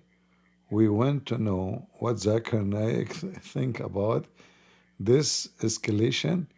Zakir Naik, until now, he announced nothing, and he did not call. I think maybe he is asleep in Pakistan right now or Bangladesh. Yeah, so I think maybe he's having sex with his wife. Of genocide, and at least being concerned about the reaction of their nations would stop them from continuing to support the Israeli regime, fund the Israeli regime, trying to help the Israeli regime break the blockade that was imposed on it by brave Yemeni fighters who were trying to stop this genocide. So we're not going to forget that, and no amount this is the sound of words will make up from Iran for the actions of Saudi Arabia and other countries that actually made this monster even stronger, that made it this bigger. And Iranian regime speaking about genocide. What a bunch. Hey, you want to do muta? I mean, you don't look good at all. But I can have two Shia, they called me yesterday, they are looking for muta. Genocide, you coward, filthy. Yeah, hold on, Zakir Naik is calling. Hello? Quit and breath. First of all, I condemn the attack in any Muslim country. But these are Shia. Clear the breath. First of all, I condemn attacking any Muslim country. Okay, but I just said they are Shia. Is the Shia Muslims? Clear the breath. I have to go. Just answer me. Is the Shia Muslims? And what's about this circle cup appearing in the TV of the Iran? Is that because they are Shia and they keep circling around the grave of Ali? Get a breath. First of all, you are lying. Thea don't circle. Thea go around. Eh? But isn't it around go is the same as circle? Get a breath. You are so stupid. There's a huge difference between circling around and going around. It's very different. As an example, you go around, that means you go from the right to the left. You go circle, you go from the left to the right. But isn't it the same at the end? Get a breath. I told you you are so stupid. There is a big difference. Because if you go from the left to the right, you arrive from the left to the right. But if you go from the right to the left, at the end you become a gay. What? What do you mean? Get a breath. You are so slow. If you go from the left to the right, what you will become? Right. Exactly. If you go from the right to the left, what you become? Left. Exactly. You will become left, and that will make you a homosexual. Thank you very much. I got you busted.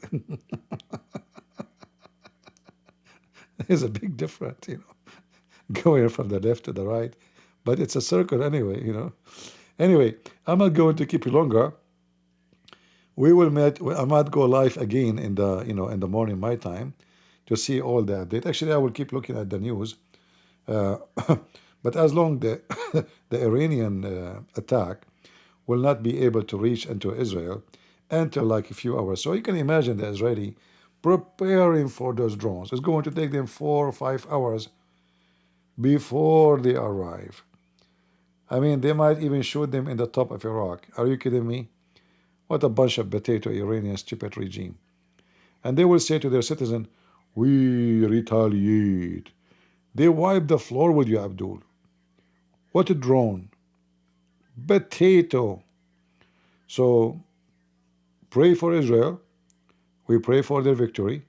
And we stand with Israel against those filthy terrorist regimes. We the Christians, we stand with Israel.